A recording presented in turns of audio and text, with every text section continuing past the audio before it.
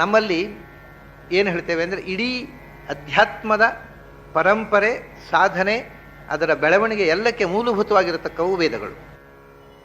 ವೇದಗಳು ಮೂರು ಅಂದ ಕೂಡಲೇ ಕೆಲವರಿಗೆ ಅದೇನು 3-4 ವೇದಗಳು ಅಂತ ಹೇಳ್ತಾರೆ ಅಂತ, ಅದರ ಬಗ್ಗೆ ನಾನು ವಿವರಣೆ ಹೇಳಿದಾಗ ತಮಗೆ ಸ್ಪಷ್ಟವಾಗುತ್ತೆ. ವೇದಗಳು 3 ಇರೋದು. ಎಷ್ಟು ವೇದಗಳಿದ್ರೂ 3ರಲ್ಲಿ ಅಂತರ್ಭಾವ ಆಗೋ ಒಂದು ವಿಭಾಗ ಏನು ಅಂದರೆ ಋಗ್ವೇದ. ಋಗ್ವೇದ ಅಂತಂದರೆ ಅದು ಪದ್ಯಬದ್ಧವಾದ ವೇದ. ಅದು ಯಾವುದು ಪದ್ಯಾತ್ಮಕವಾಗಿದೆ. ಇವಾಗ ಗಾಯತ್ರಿ, ಇದು ಗಾಯತ್ರಿ 3 ಚರಣಗಳ ಒಂದು ಪದ್ಯ. ಹೀಗೆ ಪದ್ಯಬದ್ಧವಾಗಿ 3 ಚರಣಗಳಲ್ಲಿ 4 ಚರಣಗಳಲ್ಲಿ 4 ಚರಣಕ್ಕಿಂತ ಹೆಚ್ಚು 6 ಚರಣಗಳದ್ದು ಇವೆಲ್ಲ ಇರ್ತವೆ. 5 ಚರಣ 6 ಚರಣ ಇಂಥ ಮಂತ್ರಗಳು ಇರಬಹುದು. ಈಗ ಉದಾಹರಣೆಗೆ 40 ಅಕ್ಷರದ ಒಂದು ಮಂತ್ರ, ಅದು 10 10 10 10 10 ಅಕ್ಷರಗಳ 4 ಚರಣಗಳಿದ್ರೂ 40 ಅಕ್ಷರ ಆಗತ್ತೆ. 8 ಅಕ್ಷರಗಳ 5 ಚರಣಗಳಿದ್ರೂ 40 ಅಕ್ಷರ ಆಗತ್ತೆ. ಆದ್ದರಿಂದ ಈ ವೇದದಲ್ಲಿ ಅದು ಕೆಲವೊಮ್ಮೆ 10 ಅಕ್ಷರಗಳ 4 ಚರಣಗಳನ್ನು ಬಳಸಿದರೆ ಕೆಲವೊಮ್ಮೆ 8 ಅಕ್ಷರಗಳ 5 ಚರಣಗಳನ್ನು ಬಳಸಬಹುದು. ಹೀಗೆ ವೇದದಲ್ಲಿ ಛಂದಸ್ಸುಗಳನ್ನು ಒಟ್ಟು ಅಕ್ಷರ ಸಂಖ್ಯೆಗೆ ಅನುಗುಣವಾಗುವಂತೆ ಪಾದಗಳನ್ನು ಬೇರೆ ಬೇರೆ ರೀತಿಯಿಂದ ಸ್ಪ್ಲಿಟ್ ಮಾಡಿ ಅದನ್ನು ಮಂತ್ರ ಸಂಯೋಜನೆ ಮಾಡ್ತಾರೆ. ಹಾಗೆ ಯಾವುದು ಅಕ್ಷರ ಸಂಯೋಜನೆಯಿಂದ ಛಂದೋಬದ್ಧವಾಗಿರತಕ್ಕಂಥ ಮಂತ್ರಗಳಿವೆ ಅವುಗಳನ್ನು ಋಂಗ್ ಮಂತ್ರಗಳು, ಋಕ್ಕುಗಳು ಅಂತ ಹೇಳೋದು. ಅದನ್ನು ಋಗ್ವೇದ ಅಂತ ಹೇಳೋದು. ಯಾವುದು ಪ್ರೋಸೇಯಿಕ್ ಆಗಿದೆ, ಗದ್ಯರೂಪವಾಗಿದೆ, ಅದು ಯಜುರ್ವೇದ. ಈಗ ಯಜುರ್ವೇದದಲ್ಲಿ ಪದ್ಯವೂ ಇದೆ, ಅಂದರೆ ಯಜು ಸಂಹಿತೆಯಲ್ಲಿ. ಯಜುರ್ವೇದ ಅಂದರೆ ಗದ್ಯರೂಪವಾದ ವೇದ, ಋಗ್ವೇದ ಅಂದರೆ ಪದ್ಯರೂಪವಾದ ವೇದ. ಇಷ್ಟು ಇಟ್ಕೊಂಡ್ಬಿಟ್ಟು ನೀವು ವೇದಗಳನ್ನ ಬೇರೆ ವಿಭಾಗ ಮಾಡಲಿಕ್ಕೆ ಆಗುವುದಿಲ್ಲ. ಯಾವುದೇ ರೀತಿಯ ಒಂದು ವಾಂಗ್ಮಯ ಒಂದೋ ಗದ್ಯ ರೂಪದಲ್ಲಿರಬೇಕು, ಒಂದೋ ಪದ್ಯ ರೂಪದಲ್ಲಿರಬೇಕು. ಮೂಲಭೂತವಾಗಿ 2 ವೇದಗಳಾಯ್ತು. ಈಗ ಗದ್ಯರೂಪವಾದ ವೇದ, ಪದ್ಯರೂಪವಾದ ವೇದ. ಯಜುರ್ವೇದದ ಮೂಲ ಮಂತ್ರ ಪ್ರಾರಂಭ ಆಗುವುದೇ ಅದು ಗದ್ಯ. ಋಗ್ವೇದ ಹೇಗೆ ಅಗ್ನಿಮೀಳೆ ಪುರೋಹಿತಂ ಯಜ್ಞಸ್ಯ ದೇವ ಮೃತ್ಯುಜಂ ಅಂತ ಪ್ರಾರಂಭ ಆದರೆ ಇಷೇತ್ತೋರ್ಜೇತ್ವಾ ವಾಯುವಸ್ಥೋ ವಾಯುವಸ್ಥ ದೇವೋ ವಸ್ವಮಿತಾ ಪ್ರಾರ್ಪಯಿತು ಶ್ರೇಷ್ಠತಮಾಯ ಕರ್ಮಣೆ. ಹೀಗೆ ಋಗ್ವೇದ ಅಂದರೆ ಪದ್ಯರೂಪವಾದ ವೇದ, ಯಜುರ್ವೇದ ಅಂದರೆ ಗದ್ಯರೂಪವಾದ ವೇದ. 2 ವೇದ ಆಯಿತು. 3ನೇದು ಸಾಮವೇದ. ಅಂದರೆ ಈ ಪದ್ಯಕ್ಕಾಗಲಿ ಗದ್ಯಕ್ಕಾಗಲಿ ಸಂಗೀತ ಸಂಯೋಜನೆ ಮಾಡಿದರೆ ಸಾಮವೇದ ಆಯಿತು. ಇನ್ನು 4ನೇದು ಮಾಡ್ಲಿಕ್ಕೆ ಬರೋದಿಲ್ಲ. ಯಾರು ಬಂದರೆ ಹೇಳ್ರಿ ನನಗೆ. ಒಂದು ಶಬ್ದವನ್ನು ಇದು 3 ರೀತಿ ಅಲ್ಲದೆ 4ನೇ ರೀತಿ ಒಂದೋ ಸಂಗೀತ ಸೇರಿಸಿ ಹಾಡಬಹುದು. ಅದನ್ನು ಗದ್ಯವನ್ನು ಹಾಡಬಹುದು. ಈಗ ವಚನ ಸಾಹಿತ್ಯವನ್ನು ಹಾಡ್ತಾರೆ. ಹಾಗೆ ಗದ್ಯವನ್ನು ಹಾಡಬಹುದು, ಪದ್ಯವನ್ನು ಹಾಡಬಹುದು. ಗದ್ಯಕ್ಕೋ ಪದ್ಯಕ್ಕೋ ವಿಶೇಷತಃ ಸಾಮವೇದ ಪೂರ್ತಿ ಋಗ್ವೇದದ ಮಂತ್ರಗಳನ್ನೇ ಬಳಸಿಕೊಂಡು, ಗದ್ಯ ಬಹಳ ಕಡಿಮೆ, ಬಹಳ ಕೆಲವೇ ಗದ್ಯಗಳಿವೆ. 99% ಪದ್ಯಗಳೇ. ಅಂದರೆ ಋಗ್ವೇದಕ್ಕೆ ಗಾನ ಸೇರಿಸಿ ಸಾಮವೇದ ಆಯಿತು. ಅದರದ್ದೇ ಆದ ಸ್ವತಂತ್ರ ಟೆಕ್ಸ್ಟ್ ಇಲ್ಲ. ಋಗ್ವೇದದ ಮಂತ್ರಗಳಿಗೆ ಸಂಗೀತ ಸಂಯೋಜನೆಯ ಕಾಂಟ್ರಿಬ್ಯೂಷನ್ ಸಾಮವೇದದ್ದು. ಸಾಮವೇದದಲ್ಲಿ ಸಾಹಿತ್ಯ ಋಗ್ವೇದದ್ದೇ, ಸಂಗೀತ ಅದರದ್ದಷ್ಟೇ. ಹಾಗಾದರೆ ಸಾಮವೇದದಲ್ಲಿ ಹೊಸತು ಸೇರಿರುವ ಅಂಶ ಸಂಗೀತ ಮಾತ್ರ. ಮೂಲ ಸಂಹಿತೆಯಲ್ಲಿ ಹೊಸತಾಗಿ ಏನೂ ಮಂತ್ರಗಳು ಹೊಸತಿಲ್ಲ. ಹೀಗೆ 3 ವೇದಗಳಾದವು. ಒಂದು ಛಂದೋಬದ್ಧವಾದಂಥ ವೇದ, ಒಂದು ಗದ್ಯರೂಪವಾದ ವೇದ, ಮತ್ತು ಗದ್ಯಕ್ಕೋ ಪದ್ಯಕ್ಕೋ ಸಂಗೀತ ಸಂಯೋಜನೆ ಮಾಡಿದಂಥ ಗಾನಬದ್ಧವಾದ ವೇದ. ಇದು 3 ವಿಭಾಗದಿಂದ ಮೂಲಭೂತವಾಗಿ 3 ವೇದಗಳು. ಈ 3 ವೇದಗಳ ಸಾರವನ್ನು ಸಂಗ್ರಹ ಮಾಡಬೇಕು. ಇದಕ್ಕೆ ಉಪನಿಷತ್ನಲ್ಲಿ ಬೇಕಾದಷ್ಟು ಬಾರಿ ಕಥೆಗಳು ಬರ್ತಾವೆ. ಈ 3 ವೇದಗಳ ಸಾರವನ್ನು ಸಂಗ್ರಹಿಸಬೇಕು ಅಂತ ಚತುರ್ಮುಖ, ಅದರ ಎಸೆನ್ಸ್, ಕ್ವಿಂಟೆಸೆನ್ಸ್ ಅಂತೇವಲ್ಲ, ಕಂಡೆನ್ಸ್ಡ್ ಫಾರ್ಮ್ ಅಂತ, ಈ ಕಂಡೆನ್ಸ್ಡ್ ಪಿಲ್ಸ್ ಥರ ನಮಗೆ 3 ವೇದದ ಸಾರವನ್ನು ಸಂಗ್ರಹಿಸಬೇಕು. ಈ ಒಬ್ಬ ಮನುಷ್ಯ ದಿನಾಲೂ 3 ವೇದವನ್ನು ಪಠಿಸಬೇಕು ಅಂತ ಬಯಸಿದರೆ ಹಿ ಕೆನಾಟ್. ಯಾಕೆಂದರೆ ಸಮಯ ಸಾಲದು. ಪಠಿಸಲಿಕ್ಕೆ ಗೊತ್ತಿದ್ದರೂ ಪಠಿಸುವುದು ಸಾಧ್ಯ ಇಲ್ಲ. ಅದಕ್ಕೇನು ಮಾಡಬೇಕು? ಅದರ 3 ವೇದದ ಒಂದು ಸಾರವನ್ನಾದರೂ ದಿನ ನಾವು ಪಠಿಸಬೇಕಾಗಿದ್ದರೆ ಏನು ಮಾಡಬೇಕು? ಅದಕ್ಕೆ ಒಂದು ತೆಗೆದ್ರು 3 ವೇದದ ಸಾರ ಪುರುಷ ಸೂಕ್ತ. ಆದ್ದರಿಂದ ವೇದದಲ್ಲಿ ಬರುವ ಸೂಕ್ತಗಳಲ್ಲೇ ಶ್ರೇಷ್ಠವಾದ ಸೂಕ್ತ ಪುರುಷ ಸೂಕ್ತ. ಇನ್ನೊಂದೇನು ಅಂದರೆ ಅದು 4 ವೇದಗಳಲ್ಲಿದೆ. ಅದು ಈಗ ನೀವು ವೇದ ಶಾಖೆಗಳು ಮತ್ತೆ ಬೆಳೆಯುತ್ತಲ್ಲ, ಋಕ್ ಸಂಹಿತೆಯಲ್ಲೂ ಇದೆ, ಯಜು ಸಂಹಿತೆಯಲ್ಲೂ ಇದೆ, ಸಾಮು ಸಂಹಿತೆಯಲ್ಲೂ ಇದೆ, ಅಥರ್ವ ಸಂಹಿತೆಯಲ್ಲೂ ಇದೆ ಪುರುಷ ಸೂಕ್ತ. ಸಾಮವೇದದಲ್ಲಿ ಬರತಕ್ಕಂಥ ಪುರುಷ ಸೂಕ್ತ 5 ಮಂತ್ರಗಳು, ಆದರೂ ಪುರುಷ ಸೂಕ್ತ ಅಲ್ಲಿ ಬರುತ್ತದೆ. ಹೀಗೆ ಎಲ್ಲ ವೇದಗಳ ಸಾರ ಪುರುಷ ಸೂಕ್ತ. ಅದು ಹೇಗೆ ಅಂದರೆ ಪುರುಷ ಸೂಕ್ತದಲ್ಲಿ ಅದು ಕೂಡ ಸಾರಭೂತವಾಗಿರತಕ್ಕಂಥದ್ದಂದರೆ ವೇದಗಳಲ್ಲಿ ಋಗ್ವೇದದಲ್ಲಿ ಬರತಕ್ಕಂಥ ಪುರುಷ ಸೂಕ್ತವನ್ನು ಮುಖ್ಯವಾಗಿ ತಗೋತಾರೆ. ಯಾಕೆಂದರೆ ಯಜುರ್ವೇದದಲ್ಲಿ ಅದನ್ನು ಡಿವೈಡ್ ಮಾಡೋದಿಲ್ಲ ಮೂರಾಗಿ. ಸಾಮವೇದದಲ್ಲಿ, ಅಥರ್ವವೇದದಲ್ಲಿ, ಯಜುರ್ವೇದದಲ್ಲಿ ಪುರುಷ ಸೂಕ್ತದ ವಿಭಾಗ ಇಲ್ಲ, ಅದು ಅಖಂಡವಾಗಿ ಪುರುಷ ಸೂಕ್ತ. ಋಗ್ವೇದದಲ್ಲಿ 16 ಮಂತ್ರಗಳು, ಸಹಸ್ರಶೀರ್ಷ, ಅಲ್ಲಿಂದ ಯಜ್ಞೇನ ಯಜ್ಞ ಮಯಜಂತ ದೇವಾಹ, ಅಲ್ಲಿ 16 ಮಂತ್ರಗಳು. 16 ಮಂತ್ರವನ್ನು 3 ವಿಭಾಗ ಮಾಡ್ತಾರೆ. ಇದು ಒಂದು ಸೂಕ್ತ, ಅದು ಮೊದಲನೆಯ ವರ್ಗ 5, ಎರಡನೇ ವರ್ಗ 5 ಮಂತ್ರ, ಕೊನೆಯ ವರ್ಗ 6 ಮಂತ್ರ, 5, 5, 6. ಹೀಗೆ 3 ವರ್ಗಗಳಿಂದ ವಿಭಾಗಗೊಂಡ ಒಂದು ಸೂಕ್ತ ಅದು. ಈ 3 ವರ್ಗಗಳು 3 ವೇದವನ್ನು ರಿಪ್ರೆಸೆಂಟ್ ಮಾಡ್ತವೆ. ಮೊದಲನೇ ವರ್ಗದ ವಿಸ್ತಾರವೇ ಋಗ್ವೇದ, ಎರಡನೇ ವರ್ಗದ ವಿಸ್ತಾರವೇ ಯಜುರ್ವೇದ, ಮೂರನೇ ವರ್ಗದ ವಿಸ್ತಾರವೇ ಸಾಮವೇದ. ಹೀಗೆ 3 ವೇದಗಳ ಕಂಡೆನ್ಸ್ಡ್ ಫಾರ್ಮು 3 ವರ್ಗಗಳ ಪುರುಷ ಸೂಕ್ತ. ಪುರುಷ ಸೂಕ್ತವನ್ನು ಸಂಕ್ಷಿಪ್ತ ಮಾಡಿದರೆ ಇನ್ನೂ ಕಂಡೆನ್ಸ್ಡ್ ಫಾರ್ಮ್ ಬೇಕು ನಮಗೆ. ಆವಾಗ ಏನಾಗುತ್ತೆ, 3 ವರ್ಗಗಳನ್ನು ಇನ್ನೂ ಸಂಗ್ರಹ ಮಾಡಿ ಏನು ಮಾಡಿದರು, ಗಾಯತ್ರಿಯ 3 ಪಾದಗಳಾದವು. ತತ್ಸವಿತು ವರೇಣ್ಯಂ ಅನ್ನುವುದು ಪುರುಷ ಸೂಕ್ತದ ಮೊದಲನೇ ವರ್ಗ ಋಗ್ವೇದ. ಭರ್ಗೋ ದೇವಸ್ಯ ಧಿಮಿ ಅನ್ನೋದರ ವಿಸ್ತಾರ ಪುರುಷ ಸೂಕ್ತದ ಎರಡನೇ ವರ್ಗ ಮತ್ತು ಯಜುರ್ವೇದ. ಧಿಯೋ ಯೋನಃ ಪ್ರಚೋದಯಾತ್ ಅನ್ನೋದರ ವಿಸ್ತಾರ ಪುರುಷ ಸೂಕ್ತದ 3ನೇ ವರ್ಗ ಮತ್ತು ಸಾಮವೇದ. ಹೀಗೆ 3 ವೇದಗಳು 3 ಪಾದದಲ್ಲಿ ಸೇರಿಕೊಂಡವು. ಈ 3 ಪಾದಗಳನ್ನು 3 ಪದಗಳಲ್ಲಿ ಇನ್ನೂ ಕಂಡೆನ್ಸ್ ಮಾಡಬೇಕು ಅಂತ ಅದನ್ನು 3 ಪಾದಗಳನ್ನು 3 ಶಬ್ದಗಳಲ್ಲಿ 3 ಪದಗಳಲ್ಲಿ ಕಂಡೆನ್ಸ್ ಮಾಡಿದ್ರು. ಅವೇ ವ್ಯಾಹೃತಿಗಳು, ಭೂಹು, ಭುವಃ, ಸ್ವಹ. ಹಾಗಾದರೆ ಭೂಹು ಅನ್ನೋದು ತತ್ಸವಿತುರ್ವರೇಣ್ಯಂ ಆಯಿತು, ತತ್ಸವಿತುರ್ವರೇಣ್ಯಂ ಅನ್ನೋದು ಭೂಹು ಆಯಿತು ಸಂಕ್ಷಿಪ್ತ ಆದಾಗ. ಭರ್ಗೋ ದೇವಸ್ಯ ಧಿಮಿ ಅನ್ನೋದು ಭುವಃ ಆಯಿತು. ಧಿಯೋ ಏನೋ ಪ್ರಚೋದಯಾತ್ ಅನ್ನೋದು ಸ್ವಹ ಆಯಿತು. ಸ್ವಹ ಅಂತ ಋಗ್ವೇದಗಳು ಹೇಳ್ತಾರೆ, ಸುವಹ ಅಂತ ಅದನ್ನು ಬಿಡಿಸಿ ಯಜುರ್ವೇದಗಳು ಹೇಳ್ತಾರೆ. ಋಗ್ವೇದಗಳು ಹೇಳುವಾಗ ಅದನ್ನು ಸುವಹ ಅನ್ನುವ ಹಾಗೆಯೇ ಸ್ವಲ್ಪ ಕಾಲ ನಿಧಾನವಾಗಿ ಸ್ವಹ ಅಂತ ಒಂದೇ ಉಸಿರಿ ಹೇಳಬಾರ್ದು, ಅದನ್ನು ಸ್ವಲ್ಪ ಬಿಡಿಸಿ ಹೇಳಿದಾಗ ಉಚ್ಚಾರ ಮಾಡಬೇಕು. ಸುವಹ, ಅದನ್ನು ಸುವಹ ಅಂತ ಸ್ಪಷ್ಟವಾಗಿ ಯಜುರ್ವೇದಗಳು ಹೇಳ್ತಾರೆ. ಋಗ್ವೇದದಲ್ಲಿ ಹೇಳುವಾಗಲೂ ಅದನ್ನು ಬಿಡಿಸಿದ ಹಾಗೆ ಸ್ಪಷ್ಟವಾಗಿ 2 ಅಕ್ಷರದ ಹಾಗೆ ಕೇಳಬೇಕು, ಅದು 1 ಅಕ್ಷರದ ಹಾಗೆ ಅಲ್ಲ. ಸರಿ, ಇವು 3 ಶಬ್ದಗಳು ಭೂಹು, ಭುವಃ, ಸುವಹ ಅನ್ನುವುದು ಸೇರಿ ಗಾಯತ್ರಿಯ 3 ಪಾದಗಳಾದವು. 3 ಪಾದಗಳು ಕಂಡೆನ್ಸ್ಡ್ ಆಗಿ 3 ಶಬ್ದಗಳಾದವು. ಆ 3 ಶಬ್ದಗಳು ಗಾಯತ್ರಿ 3 ಪಾದಗಳಾದವು. ಅವೇ ವಿಸ್ತಾರವಾಗಿ ಪುರುಷ ಸೂಕ್ತದ 3 ವರ್ಗಗಳಾದವು. ಅವೇ ವಿಸ್ತಾರವಾಗಿ 3 ವೇದಗಳಾದವು. ಸಂಕ್ಷಿಪ್ತವಾಗಿ ಗಾಯತ್ರಿ. ಗಾಯತ್ರಿಯ ಸಂಕ್ಷೇಪ 3 ಶಬ್ದಗಳಾದವು. ಈಗ ವ್ಯಾಹೃತಿ. ವ್ಯಾಹೃತಿ ಅಂದರೆ ಏನು ಅಂದರೆ ವ್ಯಾಹೃತೇ ವ್ಯಾಹೃತಿತ್ವಮು, ಭಗವಂತನನ್ನು ಚೆನ್ನಾಗಿ ಹೇಳುವ 3 ಮಂತ್ರಗಳು ಅಂತ ಅರ್ಥ. ವ್ಯಾಹೃತಿ ಅನ್ನುವುದಕ್ಕೆ ಅರ್ಥ ಭಗವಂತನನ್ನು ವ್ಯಾಹರಣ, ಭಗವಂತನನ್ನು ಹೇಳುವ 3 ಪದಗಳು ಅಂತ. ಅದನ್ನು ಯಾಕೆ ವ್ಯಾಹೃತಿ ಅಂತ ಕರೆದ್ರು ಅಂದರೆ ನಮಗೆ ಭೂಹು, ಭುವಃ, ಸ್ವಹ ಅಂತ ಕೇಳಿದ್ರೆ ಯಾವುದೋ 3 ಲೋಕಗಳು ಅಂತ ಅರ್ಥ ಬರುತ್ತೆ. ಅದು ಕೇಳಿದ್ರೆ ಲೋಕಗಳಲ್ಲಪ್ಪ, ಅದು ಭಗವಂತನ ನಾಮಗಳು ಅಂತ. ಹೀಗೆ ಗಾಯತ್ರಿ ಕಂಡೆನ್ಸ್ಡ್ ಆಗಿ 3 ನಾಮಗಳಾದವು. ಕಂಡೆನ್ಸ್ ಫಾರ್ಮ್ ಆಗಿರತಕ್ಕಂಥ ಭೂಹು, ಭುವಃ, ಸ್ವಹ ಅದನ್ನು ಇದನ್ನು ಒಂದು ಶಬ್ದದಲ್ಲಿ ಅಳವಡಿಸಬೇಕು. ಒಂದೇ ಶಬ್ದದಲ್ಲಿ ಈ 3 ಶಬ್ದಗಳು ಹೋಗಿ ಒಂದು ಶಬ್ದ ಆಗಬೇಕು. ಆ 3 ಶಬ್ದಗಳಿಗೆ 3 ಅಕ್ಷರಗಳು ಕೊಟ್ಟು ಅದನ್ನು ಒಂದು ಶಬ್ದವಾಗಿ ಮಾಡಬೇಕು ಅಂತ. ಭೂಹು ಅನ್ನೋದಕ್ಕೆ ಮೂಲಭೂತವಾಗಿ ಅಕಾರವನ್ನು ತಗೊಂಡ ಚತುರ್ಮುಖ, ಭುವಃ ಅನ್ನೋದಕ್ಕೆ ಉಕಾರ ತಗೊಂಡ, ಸ್ವಹ ಅನ್ನೋದಕ್ಕೆ ಮಕಾರ ತಗೊಂಡ, ಆ ಓಮ ಸೇರಿ ಓಂ ಆಯಿತು. ಈ ಓಂನಿಂದ ಒಂದೇ ಶಬ್ದ 3 ಅಕ್ಷರಗಳು ಸೇರಿ ಆಗಿದ್ದ ಒಂದು ಶಬ್ದ 3 ಶಬ್ದವಾಗಿ ವ್ಯಾಹೃತಿ ಆಯಿತು, 3 ಪಾದವಾಗಿ ಗಾಯತ್ರಿ ಆಯಿತು, 3 ವರ್ಗವಾಗಿ ಪುರುಷ ಸೂಕ್ತ ಆಯಿತು. ಅದರ ವಿಸ್ತಾರ 3 ವೇದ ಆಯಿತು. ಅಂದರೆ ಓಂ ಅನ್ನತಕ್ಕಂಥ ಒಂದು ಸೀಡು, ಬೀಜ, ಅದು ಹಾಕಿದಾಗ ಅದು 3 ಕವಲಾಗಿ ಬೆಳೆದು ವ್ಯಾಹೃತಿಯಾಗಿ, ಗಾಯತ್ರಿಯಾಗಿ, ಪುರುಷ ಸೂಕ್ತವಾಗಿ 3 ವೇದಗಳೆಂಬ ಹೆಮ್ಮರವಾಗಿ ಬೆಳೆದು ನಿಂತಿತು. ಈ ಇಷ್ಟು ದೊಡ್ಡ ಹೆಮ್ಮರದ ಹಿಂದೆ ಇರತಕ್ಕಂಥ ಬೀಜ, ಸೀಡು ಓಂಕಾರ. ಅಂದರೆ ಓಂಕಾರದ ವಿಸ್ತಾರವೇ ಸಮಸ್ತ ವೇದ. ಈ ಓಂಕಾರ ಮತ್ತು ವೇದಗಳ ಮಧ್ಯದಲ್ಲಿ ಇರತಕ್ಕಂಥ ವೇದ ಮಾತೆ ಗಾಯತ್ರಿ. ಓಂಕಾರದ ವಿಸ್ತಾರ, ವೇದದ ಸಂಕ್ಷೇಪ, ಅದು ಕಂಡೆನ್ಸ್ಡ್ ಫಾರ್ಮು ಗಾಯತ್ರಿ. ಇದು ಮಹತ್ವ. ಇವಾಗ ಒಂದೊಂದೇ ಹಂತವಾಗಿ ನೋಡೋಣ. ಹೌದು, ಅಕಾರದ ವಿಸ್ತಾರ ಋಗ್ವೇದ ಅಂದರೆ ಏನು ನಮಗೆ ಅರ್ಥ ಆಗೋದಿಲ್ಲ. ಅಕಾರದ ವಿಸ್ತಾರ ಅಂದರೆ ಏನ್ರಿ? ಋಗ್ವೇದದಲ್ಲಿ ಅಕಾರ ಮಾತ್ರ ಇರೋದು? ಅಕಾರ ಇದೆ, ಉಕಾರ ಇದೆ, ಈಕಾರ, ಎಲ್ಲ ಅಕ್ಷರಗಳು ಇದೆ, 51 ಅಕ್ಷರಗಳು ಇದ್ದಾವೆ. ಮತ್ತು ಅಕಾರಕ್ಕೆ ಮಾತ್ರ ಋಗ್ವೇದಕ್ಕೆ ಏನು ಸಂಬಂಧ? ಅದು ಏನು ವಿಶೇಷ? ಉಕಾರ ಮಾತ್ರ ಏನು ಯಜುರ್ವೇದಕ್ಕೆ? ಯಾವ ಅಕ್ಷರವೂ ಹೇಳ್ಬೋದಪ್ಪ. ಯಜುರ್ವೇದದಲ್ಲಿ ಎಲ್ಲ ಅಕ್ಷರಗಳಿವೆ. ಸಾಮವೇದದಲ್ಲಂತೂ ಅಕ್ಷರಗಳೇ ಇಲ್ಲ, ಬರೆಗಾನ ಇರೋದು. ಅದಕ್ಕೆ ಮಕಾರಕ್ಕೆ ಅದಕ್ಕೆ ಏನು ಸಂಬಂಧ?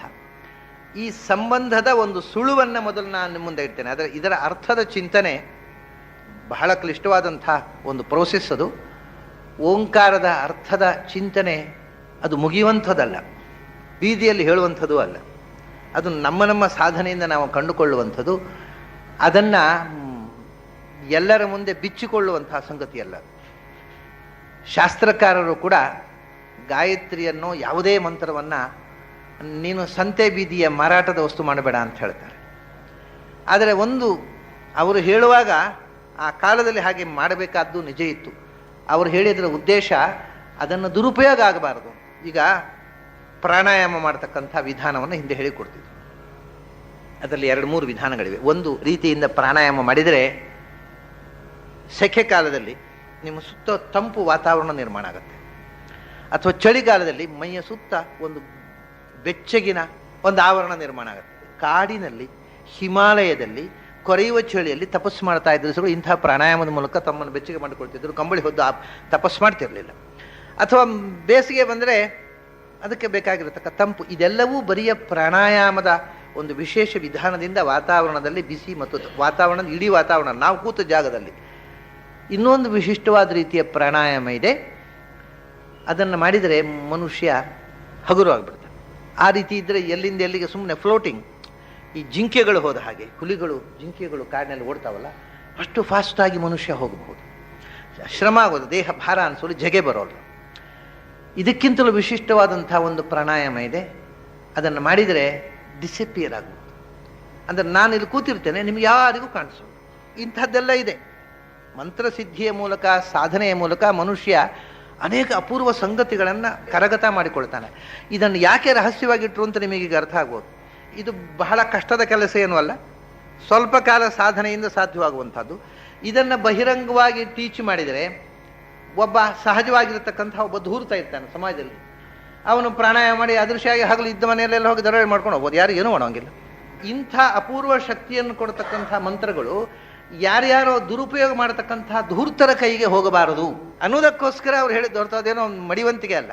ಇದನ್ನು ಸಂತೆ ಬೀದಿಯಲ್ಲಿ ಮಾರಬೇಡ. ಯಾಕೆಂದರೆ ಅನಾರ್ಯಕಾಯ ಅನುರ್ಜವೇ ಶಠಾಯ ಮಾಸ್ಮ ಬ್ರೂಯಾಹ ವಿದ್ಯಾಹ ವೈ ಬ್ರಾಹ್ಮಣ ಮಾಜಗಾಮ ಗೋಪಾಯ ಮಾಂ ಶೇವಧಿಷ್ಠೇಹಮಸ್ಮಿ. ವಿದ್ಯಾದೇವತೆ ಜ್ಞಾನಿ ಹತ್ರ ಬಂದು ಹೇಳಿಲ್ಲಂತೆ, ಅಪ್ಪ ನನಗೆ ತುಂಬ ಕಷ್ಟ ಆಗತ್ತೆ. ಏನು ಅಂದರೆ ನನ್ನನ್ನು ಯಾರಾದರೂ ದುರುಪಯೋಗ ಮಾಡಿಕೊಂಡು ಬಿಟ್ರೆ, ಯಾರ್ಯಾರ ಕೈಗೋ ನೀವು ಕೊಟ್ಟು ಬಿಡ್ತೀರಿ, ನನ್ನನ್ನು ದುರುಪಯೋಗ ಮಾಡಿಬಿಟ್ರೆ ನನ್ನ ಗತಿ ಏನು?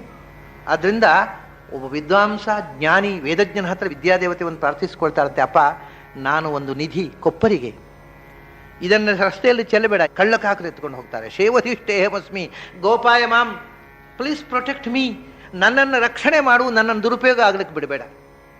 ಏನು ರಕ್ಷಣೆ? ಅನಾರ್ಯಕಾಯ ಅನುರ್ಜವೇ ಶಠಾಯ ಮಾಸ್ಮಬ್ರೂಯಾಹ.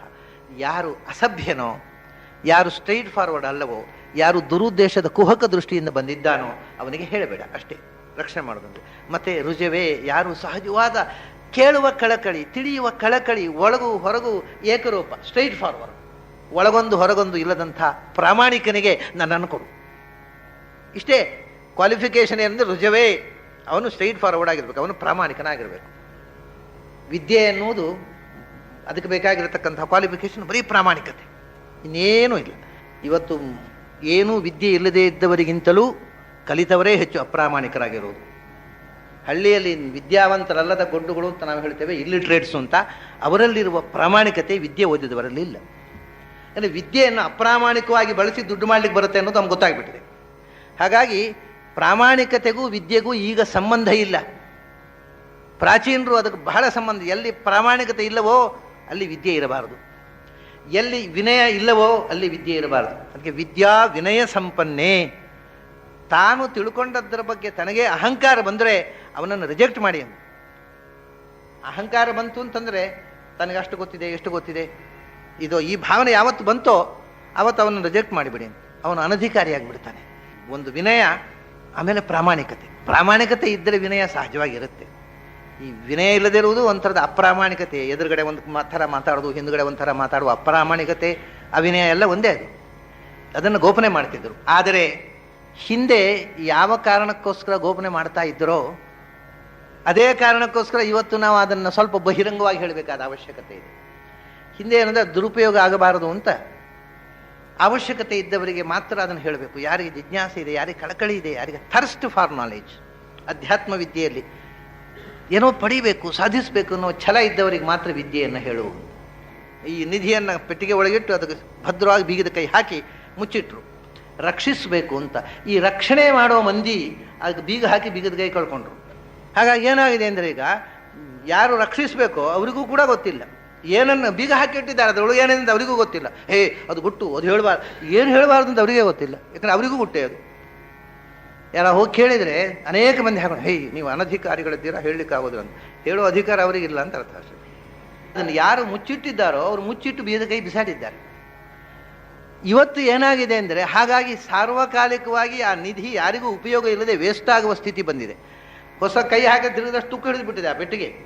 ಆದ್ದರಿಂದ ಆವಾಗ ಮುಚ್ಚುವುದು ಎಷ್ಟು ಅಗತ್ಯ ಇತ್ತು, ಇವಾಗ ಬಿಚ್ಚುವುದು ಅಷ್ಟೇ ಅಗತ್ಯ ಇದೆ. ಅದು ತುಕ್ಕು ಹಿಡಿದು ಅದು ಬೀಗದ ಕೈಯೇ ಹೋಗದೆ ದುರುಪಯೋಗ ಆಗುವ ಸ್ಥಿತಿಯಲ್ಲಿದ್ದಾಗ ಅದನ್ನು ಬಿಚ್ಚುವುದು ಅಗತ್ಯ ಇದೆ. ಅದರ ಬಗ್ಗೆ ಸರಿಯಾದ ತಿಳುವಳಿಕೆ ಅಂತೂ ಇಲ್ಲವೇ ಇಲ್ಲ. ಅದನ್ನು ಬಿಚ್ಚಿಡತಕ್ಕಂಥ ಪ್ರಯತ್ನ ಆಗಬೇಕು. ಆ ನೆಲೆಯಲ್ಲಿ ಮೊದಲು ಈ 3 ವೇದಗಳಿಗೆ ಈ 3 ಅಕ್ಷರಗಳಿಗೆ ಏನು ಸಂಬಂಧ, ಇದನ್ನು ಸ್ವಲ್ಪ ಗಮನಿಸಿ. ಅಕಾರಕ್ಕೂ ಋಗ್ವೇದಕ್ಕೂ ಏನು ಸಂಬಂಧ, ಈ ಸಂಬಂಧವನ್ನು ವೇದದಲ್ಲೇ ನಮಗೆ ಎಸ್ಟಾಬ್ಲಿಷ್ ಮಾಡಿ ತೋರಿಸಿಕೊಟ್ಟಿದ್ದಾರೆ ಅವರು. ಆದರೆ ನಾವು ಅದನ್ನು ಗಮನಿಸದೇ ಬಿಟ್ಟೆವು. ವೇದ ಓದ್ತಾರೆ, ಇಡೀ ವೇದ ಬಾಯಿಪಾಠ ಮಾಡಿಕೊಳ್ತಾರೆ, ಅದನ್ನು ಘನ ಅಂತ ಓದ್ತಾರೆ. ಆದರೆ ಅಕಾರಕ್ಕೂ ಋಗ್ವೇದಕ್ಕೂ ಸಂಬಂಧ ಏನು ಅಂತ ಕೇಳಿದ್ರೆ ಗೊತ್ತಿರೋದಿಲ್ಲ. ಅಕಾರ ಋಗ್ವೇದದ ಅಕ್ಷರ ಯಾಕೆ ಅಂದರೆ, ಸುಮ್ಮನೆ ನಿಮಗೊಂದು ಸುಳುವು ನೋಡಿ, ಬಹಳ ರೋಚಕವಾದ ಸಂಗತಿ ಇದು. ಋಗ್ವೇದ ಪ್ರಾರಂಭವಾಗುವುದು ಅಕಾರದಿಂದ.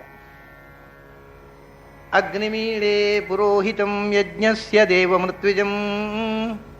ಅದು ಉಕಾರ ತನಕ ಹೋಗುದಿಲ್ಲ, ಇಕಾರದಲ್ಲಿ ನಿಂತು ಬಿಡುತ್ತೆ. ಯಥಾವ ಸುಸಹ ಸತಿ ಕೊನೆಯ ಅಕ್ಷರ ಋಗ್ವೇದದ್ದು. ಆದಲ್ಲಿ ಪ್ರಾರಂಭ ಆಗಿ ಈ ಅಲ್ಲಿ ಎಂಡಾಯಿತು. ಯಜುರ್ವೇದ ಸ್ಟಾರ್ಟ್ಸ್ ವಿತ್ ಈ ಇಷೇತ್ವೋರ್ಜೇತ್ವಾ ವಾಯುವಸ್ಥೋ ವಾಯುವಸ್ಥದೇವೋ ವಸ್ವಿತಾ ಪ್ರಾರ್ಪಯತು ಶ್ರೇಷ್ಠತಮಾಯ ಕರ್ಮಣೆ ಆಪ್ಯಾಯಧ್ವಮಗ್ನ್ಯಾ ದೇವೋ ಭಾಗ ಮುರ್ಜಸ್ವತಿ ಪಯಸ್ವತಿ ಪ್ರಜಾಪತಿರನಮೀಮಾ ಯಕ್ಷ್ಮಾಮಾ ವಸ್ತೇನ ಈಶತ. ಇದು ಇಕಾರದಿಂದ ಪ್ರಾರಂಭ ಆಯಿತು, ಉಕಾರದಿಂದ ಪ್ರಾರಂಭ ಆಗುವುದಿಲ್ಲ. ಅಕಾರದಿಂದ ಋಗ್ವೇದ ಪ್ರಾರಂಭ ಆಗಿ ಇಕಾರದಲ್ಲಿ ನಿಂತಿತು. ಎಲ್ಲಿ ಋಗ್ವೇದ ನಿಂತಿತೋ ಅಲ್ಲಿಂದ ಯಜುರ್ವೇದ ಪ್ರಾರಂಭ ಆಯಿತು. ಪ್ರಾರಂಭ ಆಗಿ ಸಮುದ್ರೋ ಬಂಧು ಉಕಾರದಲ್ಲಿ ಮುಗಿಯಿತು. ಸೊ ಆದಿಂದ ಊಗೆ ಬಂದರೆ ಏನಾಯಿತು, ಆ ಅನ್ನುವುದು ಋಗ್ವೇದದ ಮೊದಲನೇ ಅಕ್ಷರ, ಊ ಅನ್ನುವುದು ಯಜುರ್ವೇದ ಕೊನೆಯ ಅಕ್ಷರ. ಆದಿಂದ ಊಗೆ ಬಂದರೆ ಆದಿಹಿ ಅಂತ್ಯೇನ, ಸುರುವಿನ ಮತ್ತು ಕೊನೆಯ ಅಕ್ಷರ ಹೇಳಿದ್ರೆ ಮಧ್ಯ ತನಕ ಬಂದು ಇಡೀಕ್ಕೆ ಯಜಸ್ಸು ಬಂದು ಹೋಯಿತು. ಆ ಮತ್ತು ಊ ಅನ್ನೋದು ಗದ್ಯವೂ ಆಯಿತು ಪದ್ಯವೂ ಆಯಿತು. ಸಮಸ್ತ ವೇದಗಳು ಆದಿಂದ ಊ ತನಕ ಬಂತು. ಆಮೇಲೆ ಸಾಮವೇದ. ಸಾಮವೇದದಲ್ಲಿ ಅದು ಅಕಾರದಿಂದ ಪ್ರಾರಂಭವಾಗಿ ಈ ಕಾಲದಲ್ಲೇ ನಿನ್ನೋದು. ಅಗ್ನ ಆಯಾಹಿ ವಿತಯೇ ಅದು ಅಕಾರದಿಂದಲೇ ಪ್ರಾರಂಭ. ಯಾಕೆಂದರೆ ಅದು ಋಗ್ವೇದದ್ದೇ ಮಂತ್ರಗಳು, ಅದರಲ್ಲಿ ಬೇರೆ ಅಕ್ಷರ ಇಲ್ಲ, ಮತ್ತು ಅಕ್ಷರವೇ ಇಲ್ಲ. ಸಾಮವೇದದಲ್ಲಿ ಗಾನ ಇರುವುದು, ನಾದ, ಅಕ್ಷರಗಳು ಆ ಮತ್ತು ಊ ಆಯಿತು. ಸಾಮವೇದದ ಅಕ್ಷರ ಮಕಾರ ಆಗುವುದು ಹೇಗೆ? ಮಕಾರ ಅಲ್ಲ, ಮಕಾರ ಅಂತ ನಾವು ಹೇಳಿದ್ರು ಅದರ ಉಚ್ಚಾರ ಹಾಗೆ. ಈಗ ಹಿಂಕಾರ ಅಂತಿದೆ ಸಾಮವೇದದಲ್ಲಿ, ಇವೆಲ್ಲ ಹುಂಕಾರ. ಮಂತ್ರವನ್ನು ಹೇಳುವುದಕ್ಕೆ ಟ್ಯೂನಿಂಗ್, ಇದು ಹುಂಕಾರ. ಹುಂಕಾರ ಅಂತ ಹುಂಕರಿಸುವುದಲ್ಲ, ಹುಂಕಾರ ಹೇಳಬೇಕು ಅಂತ ಹೇಳ್ತಾರೆ. ಅದನ್ನು ಹುಂಕಾರ ಅಂತ ಲಿಟ್ರಲಿ ತಗೊಂಡ್ರೆ ಏನು ಮಂತ್ರ ಹೇಳೋ ಮುಂಚೆ ಅಂತ ಗರ್ಜನೆ ಮಾಡಬೇಕು ಅಂತ ಅರ್ಥ ಅಲ್ಲ. ಹುಂಕಾರ ಅಂದರೆ ಅವರು ಹೇಳ್ತಾರೆ ಎಷ್ಟಾಗಿ, ಹೊಸತಾಗಿ ಹೆತ್ತ ಕರುವನ್ನು ಕಂಡಾಗ ತಾಯಿ ಹಸು ಹೇಗೆ ಹುಂಕರಿಸುತ್ತೆ ಹಾಗೆ ಆ ನಾದ. ಅಂದರೆ ಅದು ಎತ್ತ ಕಡೆ, ರಾಗದ ಎತ್ತ ಕಡೆ ಅಷ್ಟೇ, ಅದು ಹುಂಕಾರ. ಅದೇ ಹಿಂಕಾರ, ಅದೇ ಮಕಾರ. ಮಕಾರ ನಾದದೇ ಎತ್ತ ಕಡೆ, ಅದು ಸಂಗೀತ. ಅದೇ ಓಂಕಾರದ ಸಾಮವೇದ ಕೊನೆಯ ಅಕ್ಷರ. ಯಾಕೆಂದ್ರೆ ನೋಡಿ, ನಾವು ಉಚ್ಚಾರ ಮಾಡುವಾಗ ಶ್ರೀ ಗುರುಭ್ಯೋ ನಮಃ ಹರಿ ಓಂ ಅಂತ ಹೇಳೋದಿಲ್ಲ. ಮಕಾರ ಅಂದರೆ ಮ ಅಲ್ವಾ, ಹರಿ ಓಂ ಅಂತ ಯಾರು ಹೇಳೋದಿಲ್ಲ. ಮತ್ತೆ ಹರಿ ಓಂ, ಇದು ಮಕಾರ ಅಂದರೆ ಇಟ್ ರಿಪ್ರೆಸೆಂಟ್ಸ್ ವೇದಿಕ್ ಮ್ಯೂಸಿಕ್. ಅದೇ ಸಾಮವೇದ. ಹೀಗೆ ಆ ಉ ಮತ್ತು ಮಾ ಈ 3 ಅಕ್ಷರಗಳು ಸಮಗ್ರ ವೇದವನ್ನು ನಮಗೆ ನೆನಪಿಗೆ ತಂದು ಕೊಡ್ತಕ್ಕಂಥ ಮೂಲಾಕ್ಷರಗಳಾಗಿ ಅದನ್ನು ಅಬ್ಸ್ಟ್ರಾಕ್ಟ್ ತೆಗೆದುಕೊಟ್ಟು, ಈ ಆ ಉ ಮಾ 3 ಒಟ್ಟಾದಾಗ ಆ ಪ್ಲಸ್ ಉ ಓ ಆಯಿತು, ನಾದ ಸೇರಿದಾಗ ಓಂ ಆಯಿತು.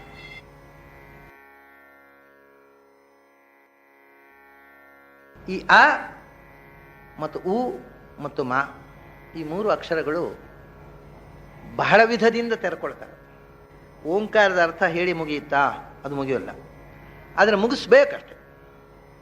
ಆ ಅಂದರೆ ಸಂಸ್ಕೃತದಲ್ಲಿ ಅಲ್ಲ ಅಂತ ಅರ್ಥ. ಸಂಸ್ಕೃತದಲ್ಲಿ ಆ ಅನ್ನೋದಕ್ಕೆ ಅಲ್ಲ ಅಂತ ಅರ್ಥ. ಅಲ್ಲ ಕನ್ನಡದಲ್ಲಿ ಅಲ್ಲ ಅಂತೇವೆ ಅಥವಾ ಇಲ್ಲ ಅಂತೇವಲ್ಲ, ಅದೇ ಅಕಾರಕ್ಕೆ ಅರ್ಥ. ಅವನು ಅಸುಂದರ ಅಂದರೆ ಏನರ್ಥ? ಅವನು ಸುಂದರ ಅಲ್ಲ.